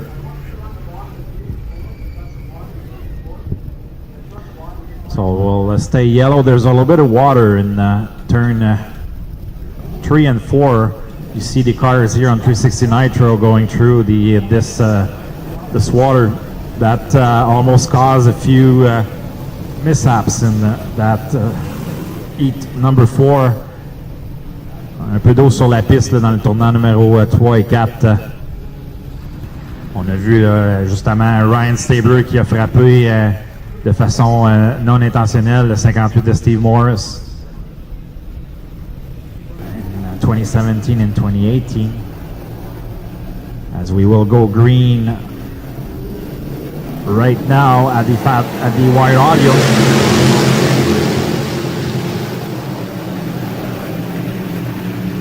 Ferguson didn't waste any time, takes the lead over McGill and Justin Desrosiers, Michael Delormier in a third.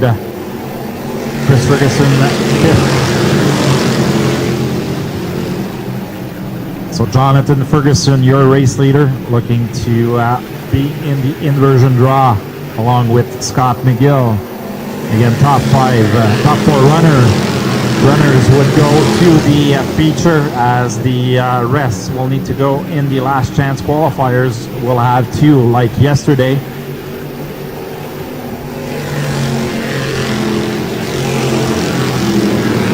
Ferguson getting some really good times here. 13.771 is last lap, as Scott McGill still trying to get both drivers are running under 14 seconds in the last few laps, so they're getting away from the rest of the field. As Justin Desrosiers looking to qualify again here tonight, and Michael Delormier, a newcomer in the Sportsman division, holding on that 4th spot, but Chris Ferguson trying to gain some ground on the 10th car with 2 laps to go. White flag will be displayed as Ferguson leads the way. Jonathan with Scott McGill trying to gain some ground.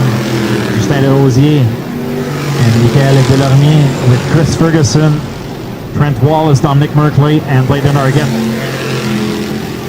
Checker flag is out for Jonathan Ferguson. Scott McGill will go to the inversion draw. Justin Desrosiers and Michael Delormier are qualified for the 50-lap event. Chris Ferguson, Trent Wallace, Dominic Merkley, and Bladen Arquette will go to the last chance qualifiers that will be completed later on. With the lightning sprints after the modifieds, and then the 20-lap vintage feature to follow. Joey Ladisser, the fastest man in Cornwall Speedway history from the point in the 23. He'll go from the top side, outside, or inside. In row number 1 will be the 96 of J.F. Corvo. The grinder goes from second. Row number 2, the 124. Stefan LaFrance. Alongside of him is the one of Darren Peters. 66, Kerry Terrance, looking to make his 35th start in this series, alongside of David Hebert, second last night. Fourth place finisher Dalton Slack goes from spot number 7, along with Louis Jackson in the number 18. Martin Gagne in 87. Glad to have him back. 9 cars, 10 laps to this. E.R. Green.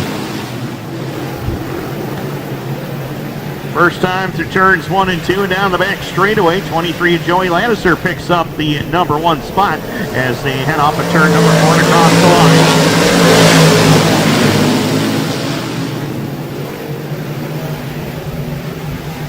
Top 5 go to the big show right away as that last spot is occupied now by the 124 LaFrance as they bring it off at turn number 4 and across the line.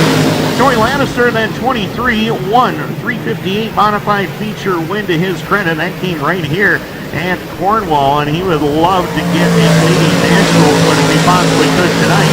And in turn number 1, 3 laps are complete, 7 more to go. The 96 of Corvo and the 1 of Darren Peters occupying the top 3 spots early on here. Kerry Terrance, that 66 ride, the Twin Leaf Express machine holding on to position number 4.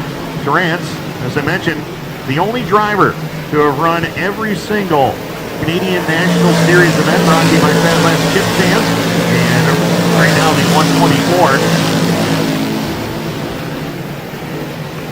Stefan LaFrance holding on to the 5 spot. Everybody spaced down around the speedway, single file for the moment. Really no passing going on as Ladisser continues to show the way. 6 laps are complete, 4 to go. We'll be coming to 3 to go this time by. As the grinder, J.F. Corvo holding on to the 2 spot as they bring it across the stripe for lap number 7.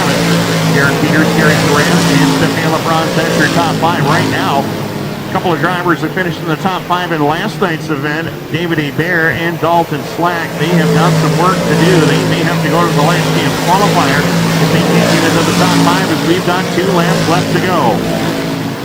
Right now it's Ladisser, Corvo, 1 and 2. They've kind of put a little distance between themselves and Darren Peters as they come down to the white flag. Final time into turn number 1. Joey Ladisser, Alexandria, Ontario, Canada. He'll bring it down the back straightaway and head off into turn number 3 and 4. In a dominant performance, he leads every lap. Checkered flag in the air. Ladisser gets the victory. Second to Corvo. Darren Peters goes to third. Kerry Terrance and Stefan LaFrance are in the dance tonight. David Hebert, Dalton Slack, Louis Jackson, and Martin Gagne. We'll have to go to the one of the last chance showdowns as heat race number 2. Ready to roll trackside. How you doing over there, buddy? Doing good. Doing good, man? Yeah. Me too. Hope everybody at home's enjoying the broadcast, by the way, on 360nitro.tv. Yeah, I hope so. Yes. Good turnout last night from what we were told by the crew. Yeah, so we're great. expecting a good turnout all weekend long. So Great. So we're getting ready for heat number 2 here for the modifieds. Gary Lindbergh chose the outside as Mario Claire in the 1C, 54 Steve Bernard, 66 of Kyle Dingwall, 01 of Chris Raby, 13 of Kevin Emel, 85 Tyler Javoc, and the 28 of Todd Gordon.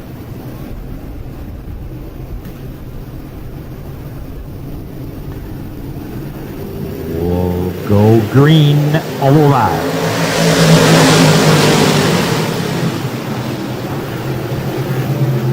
Lindbergh to the lead as Bernard slips by the 1C of Mario Claire. Good start for the 54 car as Chris Raby is now running in 4th. Kyle Dingwall in 5th.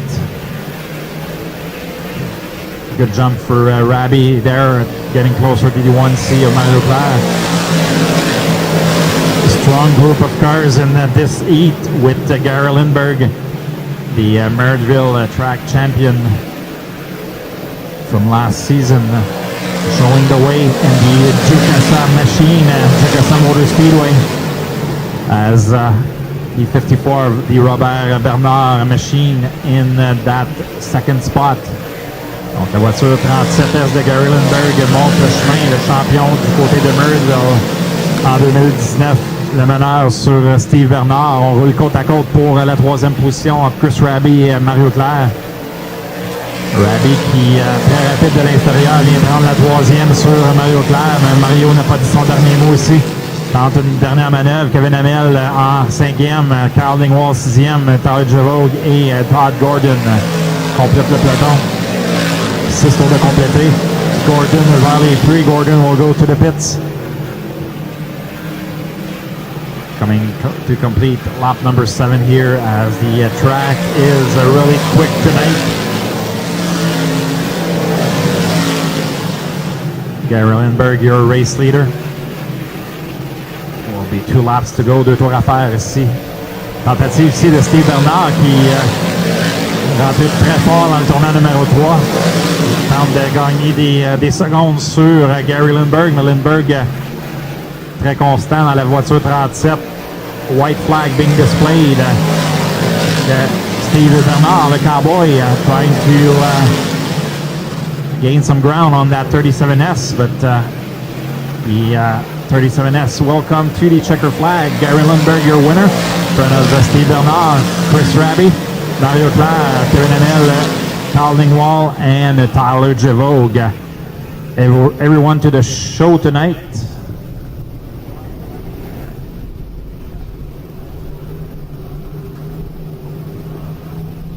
Sorry, no, it's not everyone to the show. Joël Doiron just said that we have a consolation round for them, so a few drivers might have to sit in the stands, Tim, tonight.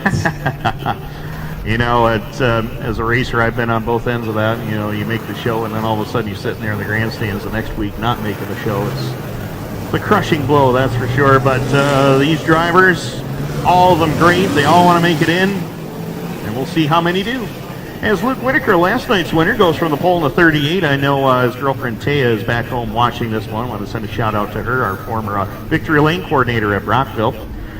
Brian McDonald, the 151. Steve Bernier in the 25 with Brianna Ladisser in row 2. Jean-Nicolas Garreau in the 53. The 6, that is Yann Bussière. Francois Bellemare and Austin Wood complete your field. 5 to the show. No, I was right about 5 to the show, but right now these drivers were a little bit anxious to get going. And right at the wired audio fire zone over there in turn number 4, that is the spot that everybody will go from. So we are just about set to get things back underway.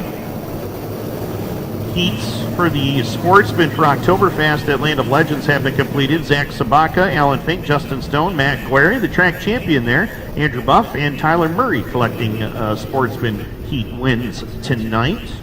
Just 2 divisions at Land of Legends this evening, big blocks in the Sportsman division. So wishing our Super Dirt Car Series team best of luck this week and best of luck tonight as well. We're ready to get back underway. A little better start that time, and we're green.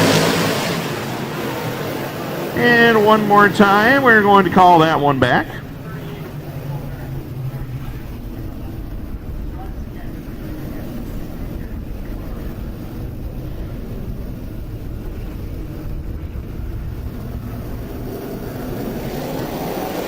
There we go. We got it that time back underway. Third time was the charm, and Brian McDonald doesn't care how many restarts we try. He just wanted the lead, and he's going to get it into turn number 3. 38 of Whitaker, followed by Steve Bernier in the 25. Brianna Ladisser and Bussière, your top 5, as they are driving away from Jean-Nicolas Garreau, Austin Wood, and Francois Bellemare as they head down the back straightaway. It's a top 5 breakaway into turn number 3 and 4. McDonald on the hammer down across the line. Lap number 2 is in the books. Luke Whitaker in the number 38, holding on to position number 2, the 25 of Steve Bernier. Third place effort last night as him and Brianna Ladisser having a battle for position number 3. Lannister to the bottom lane. She's trying to move up one more spot as they exit turn number 2 and down the backstretch. As I mentioned earlier tonight, Brianna Lannister started back in position number 23 in last night's 50 lap event.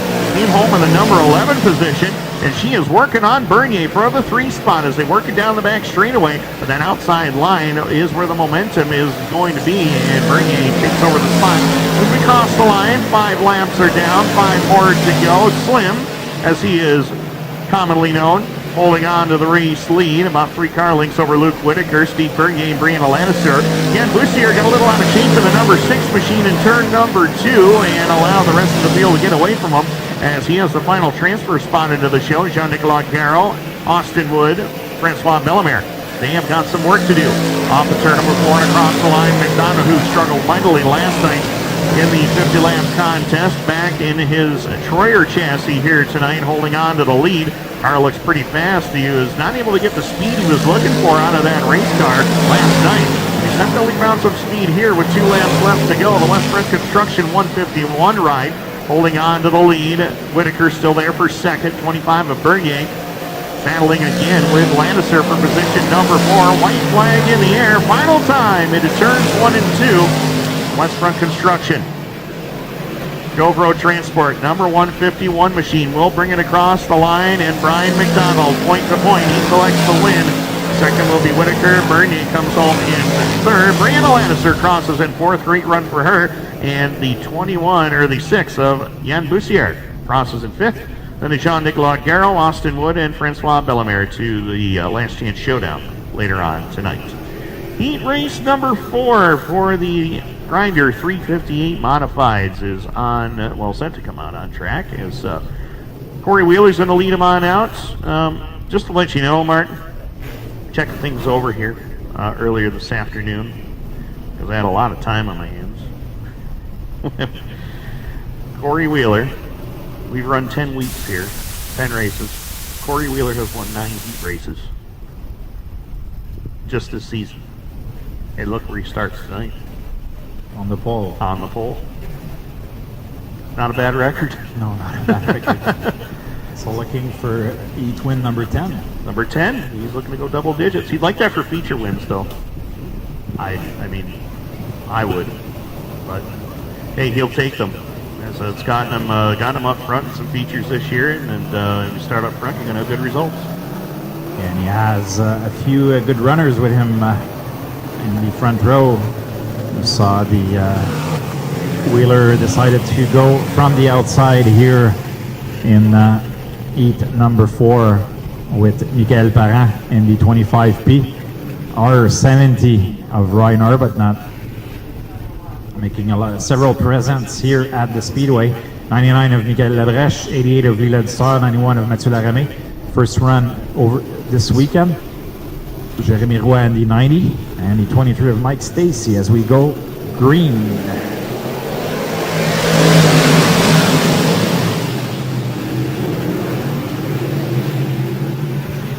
Good start for our 2019 track champion, Corey Wheeler, leading the way as during battle for that second spot between the R70 of Ryan Arbuthnot and the 25 of Michael Parent. Track is really quick here tonight. Piste extrêmement rapide ce soir. Wheeler qui accentue son avance sur Arbuthnot alors que Michael Parent toujours en troisième. Lila Dussard et Michael Labreche le top 5. Mathieu Laramé, Mike Stacy et Jérémy Roy complètent le peloton.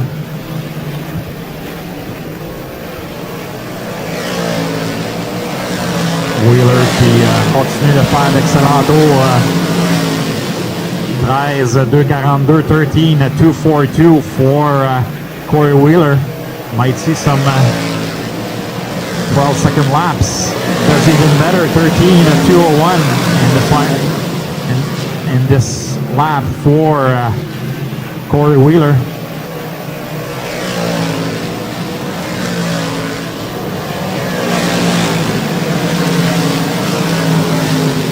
Wheeler did the exact same time. Talk about consistency for Corey Wheeler, 13.146.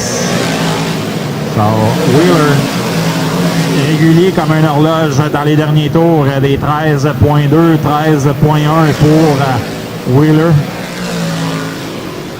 13.2.09 le dernier tour. Ryan Arbuthnot toujours en deuxième. Les Ladisseurs, maintenant troisième, a dépassé Miguel Parent. Le blanc est lancé. White flag being displayed for Wheeler. Will come and get the checker flag. Your race winner, the 47S of Corey Wheeler. Ryan Arbuthnot in second.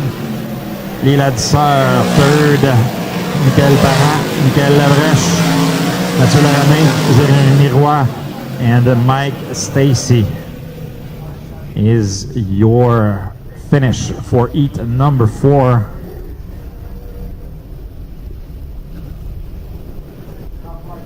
Lightning sprints.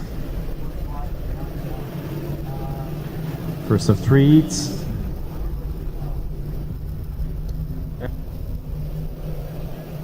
Two heats. 2. I got the order right here. It's 2 heats, not 3-2. And all we got to do is read the sheets. Isn't that something? Too many heats today. Well, we're just about set to go with them as first heat, rolling trackside. Not wasting any time. They want to get going. As the 21, that is going to be Yves Girard. Yves Girard aboard the number 21 and picked up the win at Brockville last weekend alongside in row number 1 is going to be the 97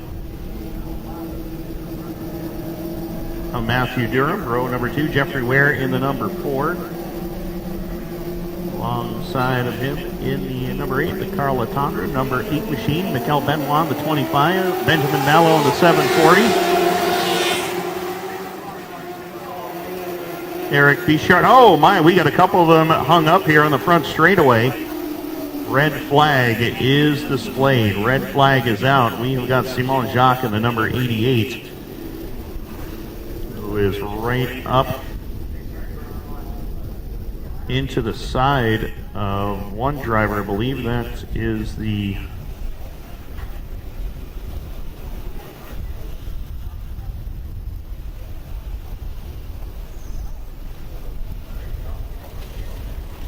.37 machine, I believe it is.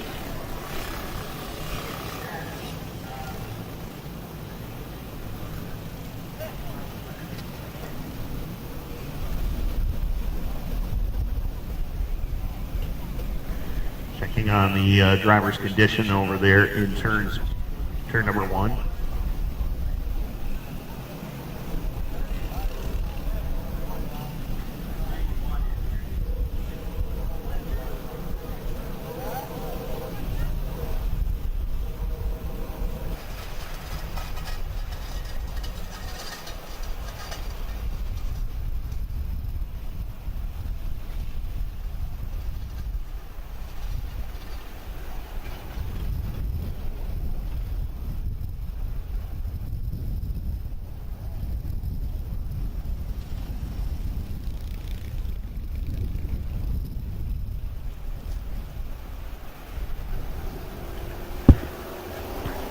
Ladies and gentlemen, we are back.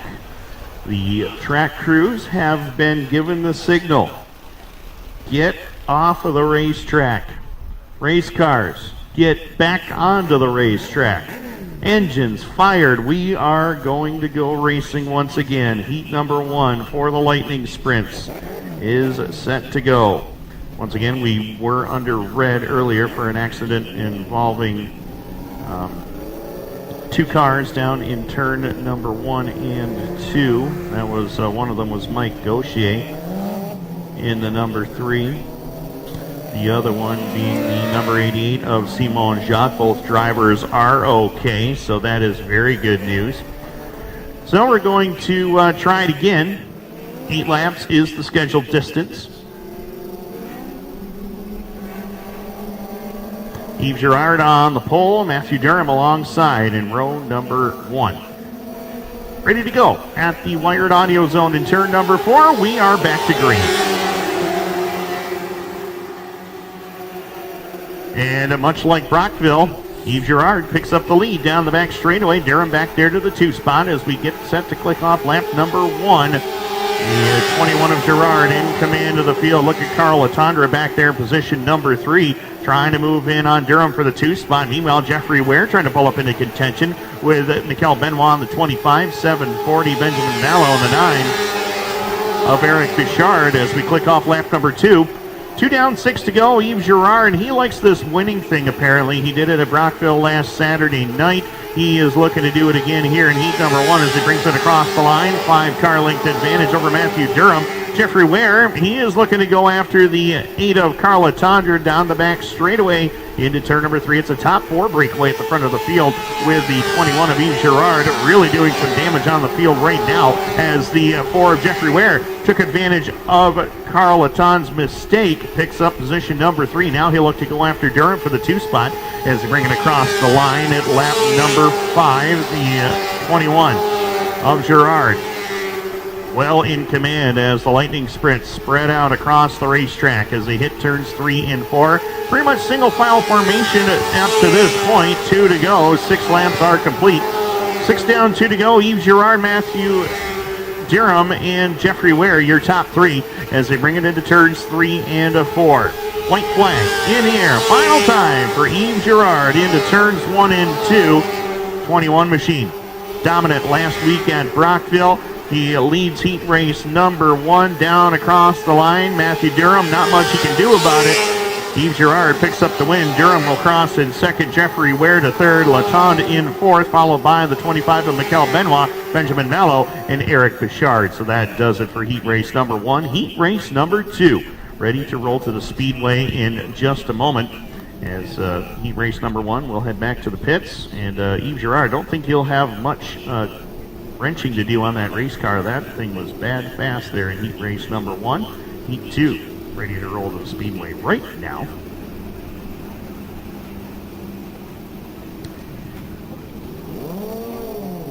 And the man who set fast time in hot laps earlier today, Jean-Christophe Bolduc, will lead him to the green in the number 1. Tommy Morrow, the series point leader. All top 5s except for 1 this season in the number 22. Row number 2, former series champion Eric Sundborg in the 16, Xavier Lozon in the 96. Yannick Poirier back aboard his own number 28 tonight. Inside row number 3.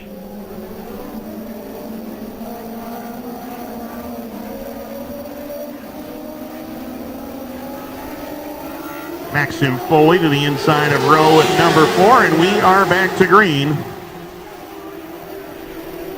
And a 1 and 2 they go. Good battle side by side for the lead. It is Morrow and Jean-Christophe Bolduc as they battle side by side off of turn number 4. No battle left as Morrow takes advantage, takes over the lead. Bolduc back to second. Xavier Lozon, Eric Sundborg, Yannick Poirier, the top 5. Francis LaLiberté, Maxime Foley, Tommy Saint-Sever, and David Daou complete the rest of your field. Eric Sundborg now under attack from the 28 of Poirier into turns 1 and 2, and Yannick Poirier now to the number 4 spot.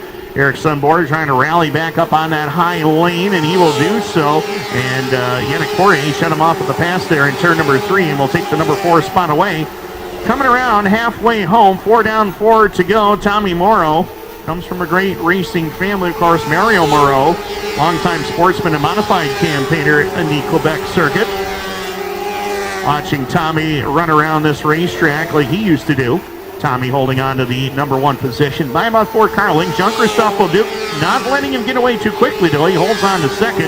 Then you go back to a half straightaway with Xavier Lozon in the 96-28 of Yannick Poirier, starting to close the gap on Lozon for position number 2 as they work in turns 3 and 4. 2 to go for Tommy Morrow.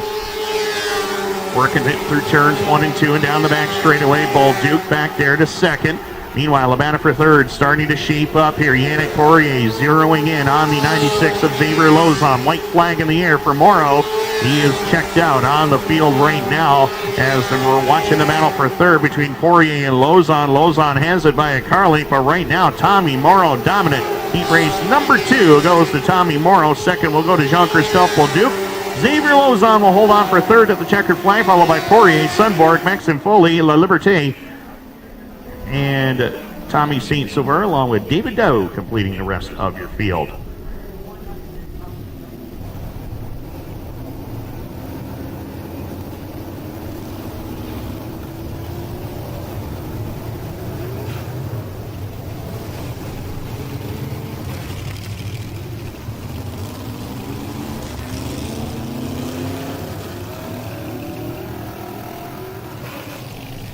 The 20-lap feature. Randy Gaudette on point along with Sheldon Hooger from the 27. Steve Billings in the B3 with the 53 of Jason Powers. 22, that's Denzel Billings Jr., 73, Josh Powers. Audie Bedard in the number 11 along with the 9 of Tim McColeman. 13 of Kayla Charlin. Pat Charlin in the number 42. Daryl Wilson in the 00 and the 12 of Tim Charlin. White flag will be displayed. And we are set to go. Randy Gaudette on June the 28th. Josh Powers on July 12th. Winners here, 25th of July, Randy Gaudette. Jason Powers also won here in the Vintage Division on August the 9th. Josh Powers, a winner here on August 16th with the Vintage class. Jason Powers on August the 30th. The most recent winner here in Vintage competition. Josh Powers on September the 27th. So we'll see what happens if anybody can stop Gaudette and the Powers family. Green lights are on. 20 laps for the Vintage, and we're underway. Into turns 1 and 2.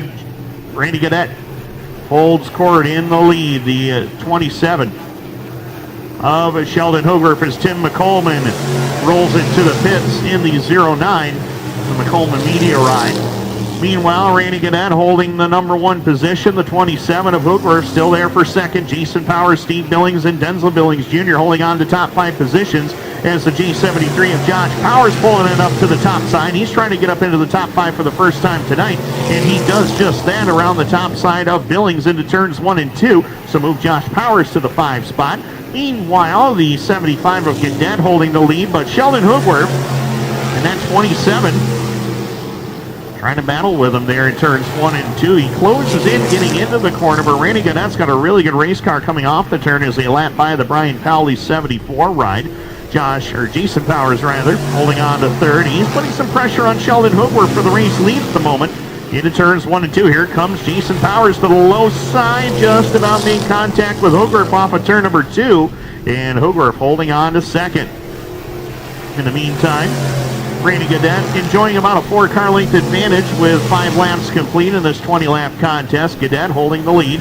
Battle still on for the 2 spot as Jason Powers dips it down to the low side. He'll pick up second into turns 3 and 4. The 27 of Hooger kicked back to the 3 spot. Josh Powers having a solid run, holding on to 4th. Steve Billings completes the top 5. Denzel Billings Jr. is 6th. In the meantime, in the 50s and 60s ranks, Kayla Charlin holding the lead there with Pat Charlin, Audie Bedard, your top 3. Tim Charlin, Daryl Wilson, and Brian Powley completing your field.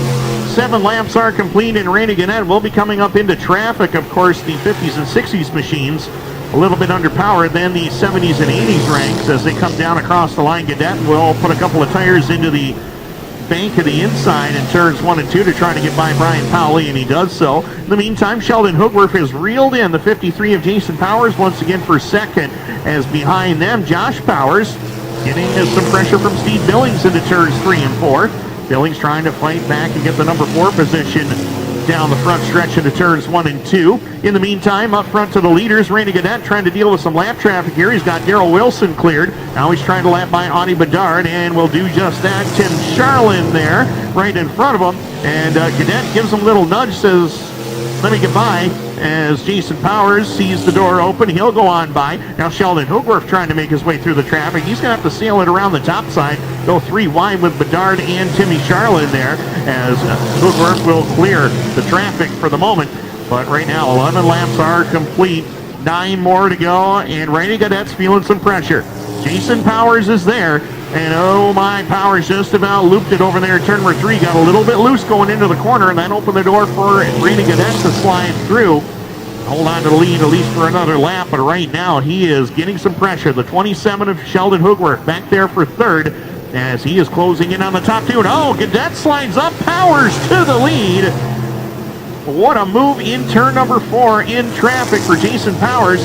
He picks up the lead. Now they're caught behind the Brian Powley 74, and they'll lap by him one more time as they'll close in on Kayla Charlin. And we have got a car off of turn number 4. That's Steve Billings. He is coming to contact with the wall over here in turn number 4. 6 laps left to go And once again, that standing water has come back over there in turn number 3 and 4. And has caused some havoc for these drivers down there. That's how Gadet lost the lead. He slid into that water patch down on the inside, and Jason Powers did the same, but he was saved by the caution flag, so to speak. Coming up after this, we are going to have the first of 2 last chance showdowns for the TAS Racing Sportsman Series, and 1 last chance showdown for our 358 modified division. 10 laps, 5 cars to the show. The rest will be sitting in the pit grandstands or watching from the top of their race haulers.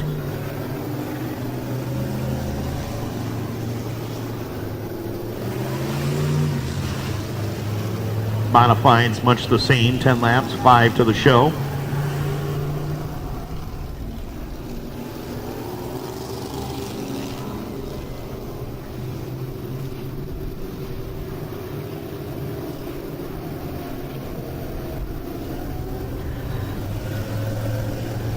Billings getting attended to over there, and he will get his ride towed back to his pit stall. Steve, of course, a former street stock champion here in 2008 and in 2009.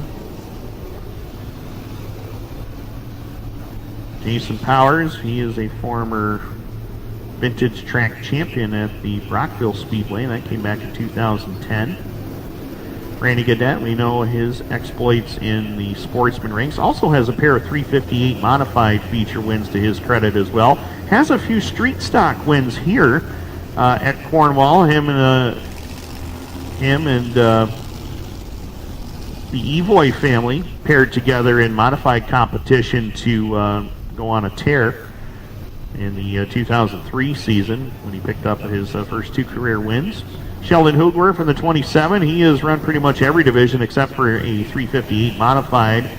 And, well, Steve Billings is actually going to keep it going here. He's shaking the car back and forth, trying to make sure everything is okay. And he will continue on. Jason Powers is the leader.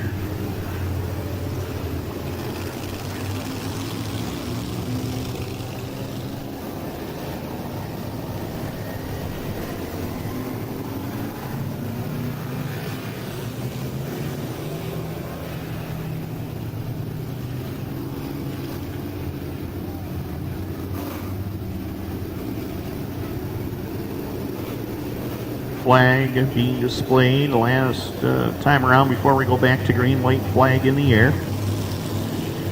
Jason Powers trying to hold on for another vintage win here in 2020. Randy Gadet would love to get back to victory lane.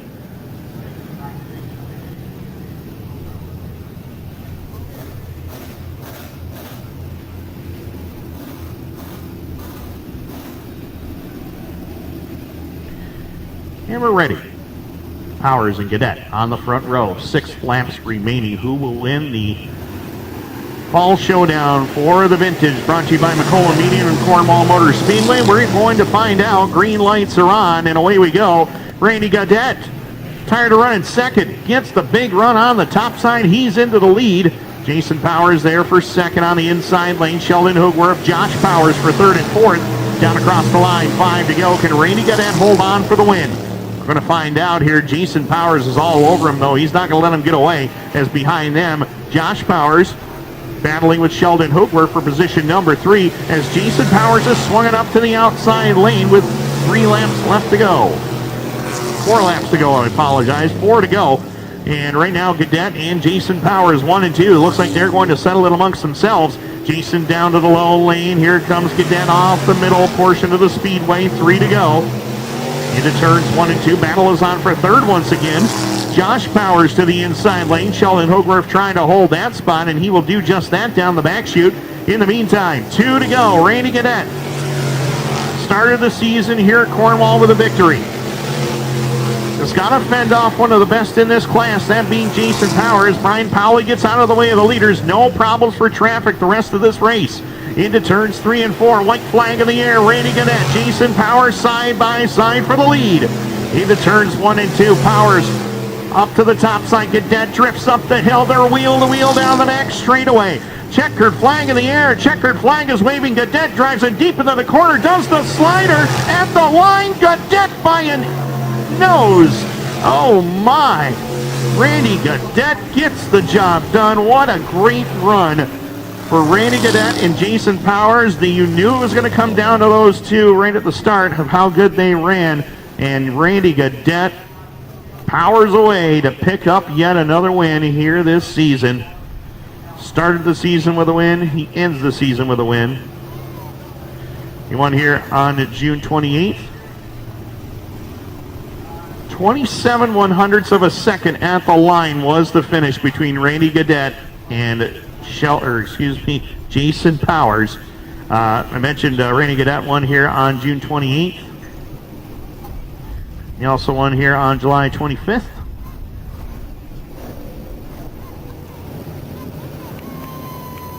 Picking up win number 3 in vintage action here at Cornwall this season. Not bad for a guy who sat out of a race car for some 13, 14 years. The Blight Sand and Gravel ride, of course, this was driven by Kenny Polite to 2-track championships at Brockville. Kenny taking some time off due to some health reasons, but Kenny is on the mend and doing very well. Glad he is doing well. But right now, we're going down to a very happy Randy Gadet in victory lane, and Martin Belanger is going to talk to him one more time. Thank you, Tim. Yes, Randy Gadet, quite a finish here in the vintage finish with the Jason Powers, but he's out. Randy Gadet, your feature winner here.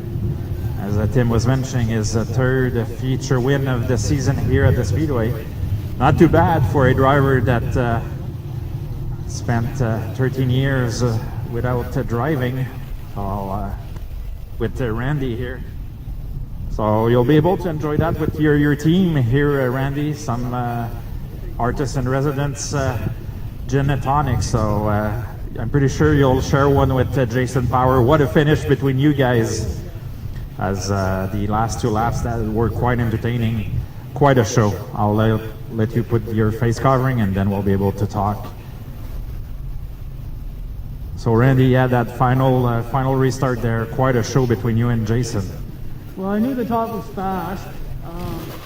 I slid through the water down here. That's how come I ended up in second to start with. So I was kind of ticked off at myself. But anyways, I thought I'd give her all I had on the top there, and it worked out. Those cars, yours, you've been competitive all season long. You're making a return to racing this year. Those two powered, Jason and Josh, that's quite a combo in your division.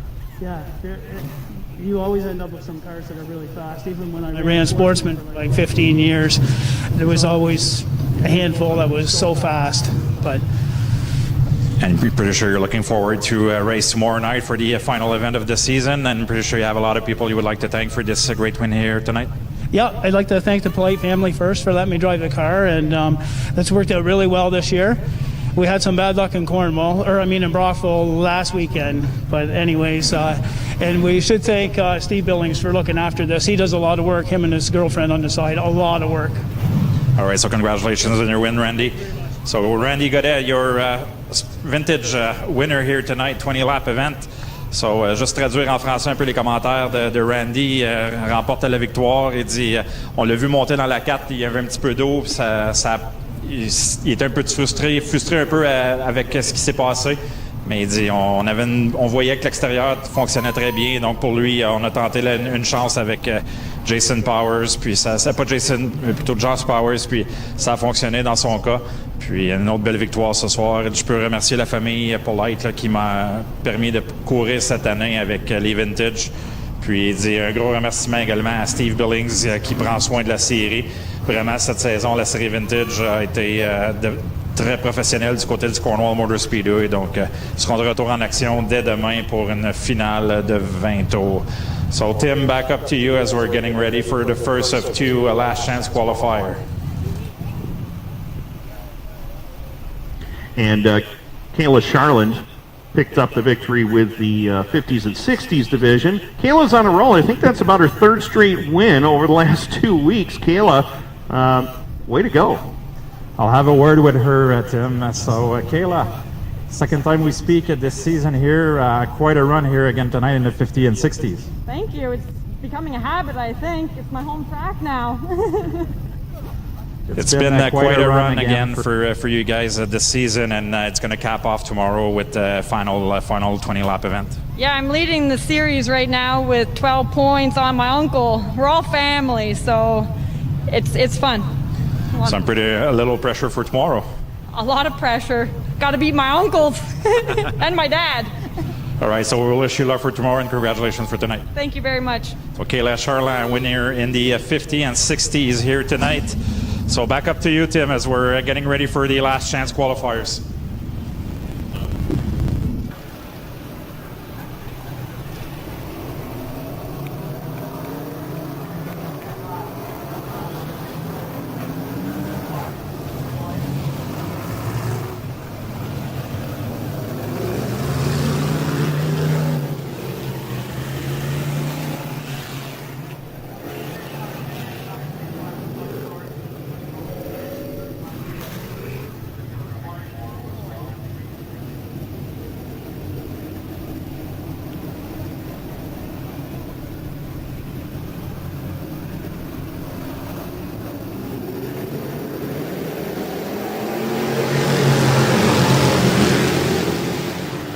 Green lights are on. 10 laps the distance. 5 to the show. 4 wide off of turn 4 nearly as Fire Swamp wisely backed out of that mess over there. Allowed Felix Waugh and Chris Ferguson to get by. We got 3 88s on the track, and they're all right there together.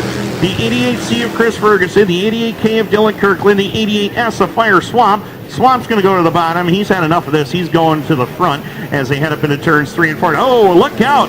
Field catches that water on the inside lane. Fire Swamp and Felix Waugh go off the racetrack. And that brings Justin Lalancette into a final transfer position. And this is key for Lalancette. He needs to get into this show to keep that streak alive of 20 consecutive TAS Racing Sportsman Series starts. He's competed in every single one of them. So Fire Swamp, despite catching that water there in turn number 3 and 4, he will be able to continue on. Felix Waugh in the 90, he'll be able to do the same thing. So we're going to run the drivers through that standing water down there on the inside in turn number 3. Second last chance showdown for the Sportsman is in the staging area. Going to be led by Evan Racine and Brad Rouse. Shows you how tough it is. 2 drivers, multi-time track champions at their home track. Evan Racine won the 2020 Sportsman Championship at Granby, and he's in the last chance showdown on the pole. So Thomas Cook and Ricky Thompson, they will go from the front row in this one. Chris Ferguson and Dylan Kirkland, row number 2. Justin Lalancette, Dominic Berkeley, row number 3. Terry Smith and Dale Gifford, row 4. Luke Carlton, the 26 88S of Fire Swamp, and then it is the 90 of Felix Waugh. 11 cars still on track, 2 laps down, 8 more to go. 5 to the show. Justin Lalancette has that final transfer spot. He is the target for everybody right now. Green lights back on, and away we go. Thomas Cook, and look out, Ricky Thompson sails it off the top of turn 1 and 2. We'll bring it back on. This allows Dominic Berkeley to sneak up there and take over second as they head up into turns 3 and 4 and across the line. Dale Gifford from the tail of the field. Oh my, Felix Waugh gets into the 88 of Fire Swamp and turns him into the infield.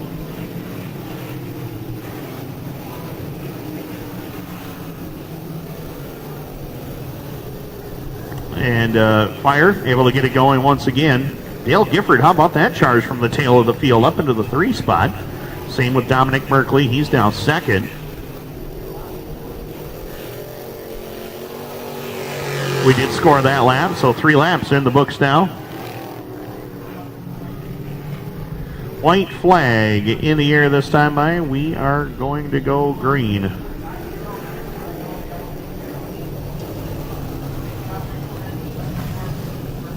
So Justin Lalancette is lined up to the outside of row number 2. Chris Ferguson now has the final transfer spot in the Aldicchio number 88C. Felix Roy, one spot out of the money in position number 6. We are going to go green at the Wired Audio Zone in turn number 4. We are back underway.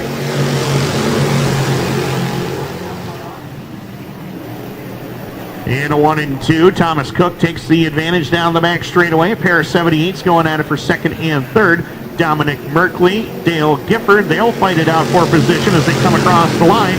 Justin Lalanset picks up the number 3 position for the moment. Pushes wide in the turn, opens the door for Dale Gifford to try to get back. And Felix Roy is now in a transfer spot. But Luke Carlton, one spot out of the money. He rides in position number 6, and he is all over the 90 of Roy down the front straightaway. As behind them, it's Ricky Thompson, Chris Ferguson, Terry Smith, Fire Swamp, and Dylan Kirkland having it out. In the meantime, nobody's touching Thomas Cook for the moment as he leads the way off a turn number 4 and across the line. 5 car length advantage, Dominic Merkley and Justin Lalanset. They dice it up for second and third. Merkley on the bottom, Lalanset way around the top shelf as Felix Roy battling with the 78 of Dale Gifford for position number 4. Now Roy's in a transfer position. Luke Carlton, a couple of car lengths behind in position number 6. He needs to get around the 90 of Roy in order to get into the show.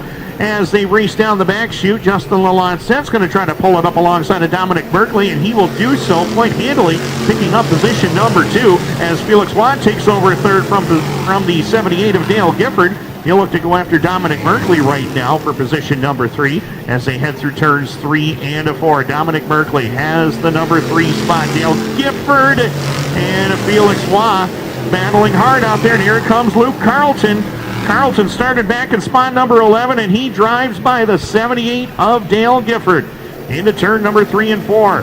Checkered flag in the air. Cook gets the win. Second to Lalanset, Merkley, Roy, and Luke Carlton into the show. From the back of the field, he makes it in. Final driver to make it into the show, and Luke Carlton gets the job done in Last Chance Showdown number 1. Last Chance Showdown number 2 set to roll trackside right now, and these two drivers, who'd have thought we'd see them in a Last Chance race?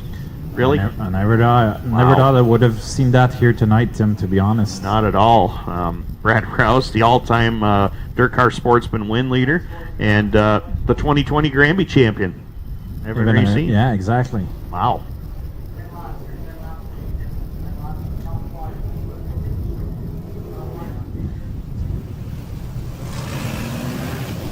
All right, so Evan Racine and Brad Rouse on the front row of Last Chance qualifier number 2. We're taking 5 cars, CD Beauchamp and the 14 of Carl Potvin, 17T of Trent Wallace, 74 Dave Flanagan, 6X of Travis Back, and the 37 of Darrell Mitchell.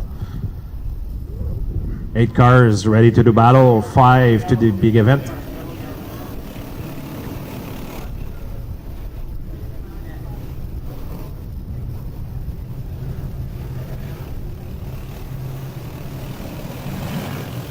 So 35 of Frédéric Bellemare needing a push to join the field. And Bladen Arquette is also part of the group.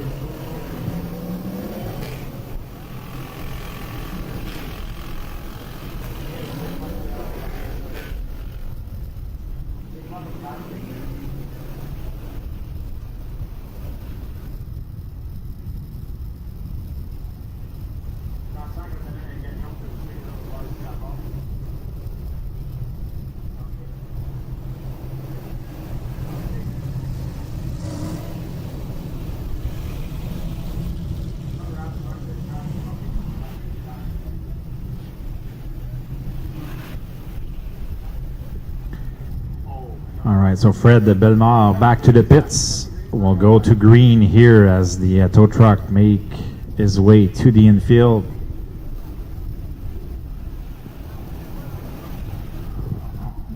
Pretty sure we're gonna have a good battle between Rouse and Racine, the veteran against one of the top upcoming drivers in the division. We go green over vert ici. Some issues in turn number 2 for Rouse. Goes a little bit too high, and CD Beauchamp takes that second spot over Rouse. Wallace hits the 14 of Carl Potvin.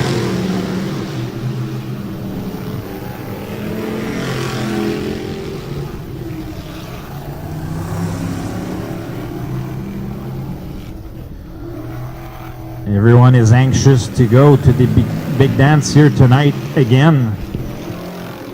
Over 40 cars in the pits, 30 spots available for the 50-lap event.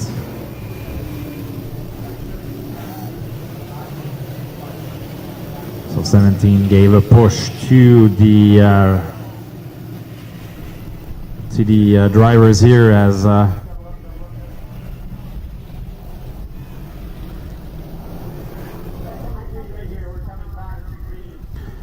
so drivers being instructed to double up. Les voitures en double. On sera prêt pour reprendre le départ.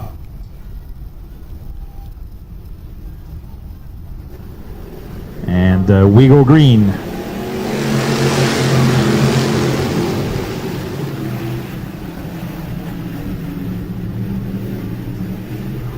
Racine to the lead with Flanagan in second, Beauchamp and Rouse, your top four. Beauchamp using the top lane here to try and pass Flanagan for a spot in the feature. Top five will go to the 50-lap event later on tonight.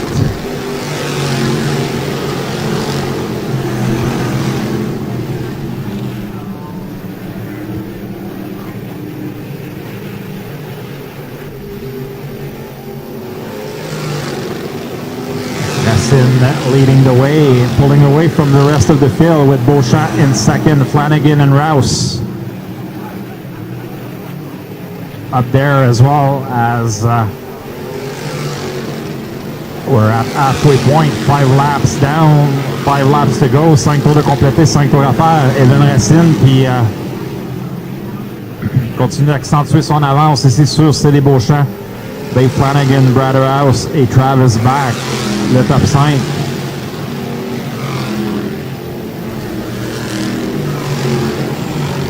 Racine, la voiture la plus rapide sur la piste et de loin. Présentement, continue d'accentuer son avance sur les voitures restantes. 3.1 secondes d'avance sur Beauchamp. 3.1 second lead over Beauchamp, as there's a battle shaping up for that second spot between Beauchamp and Flanagan. Rouse. Blade and Arquette hitting the wall in the backstretch here.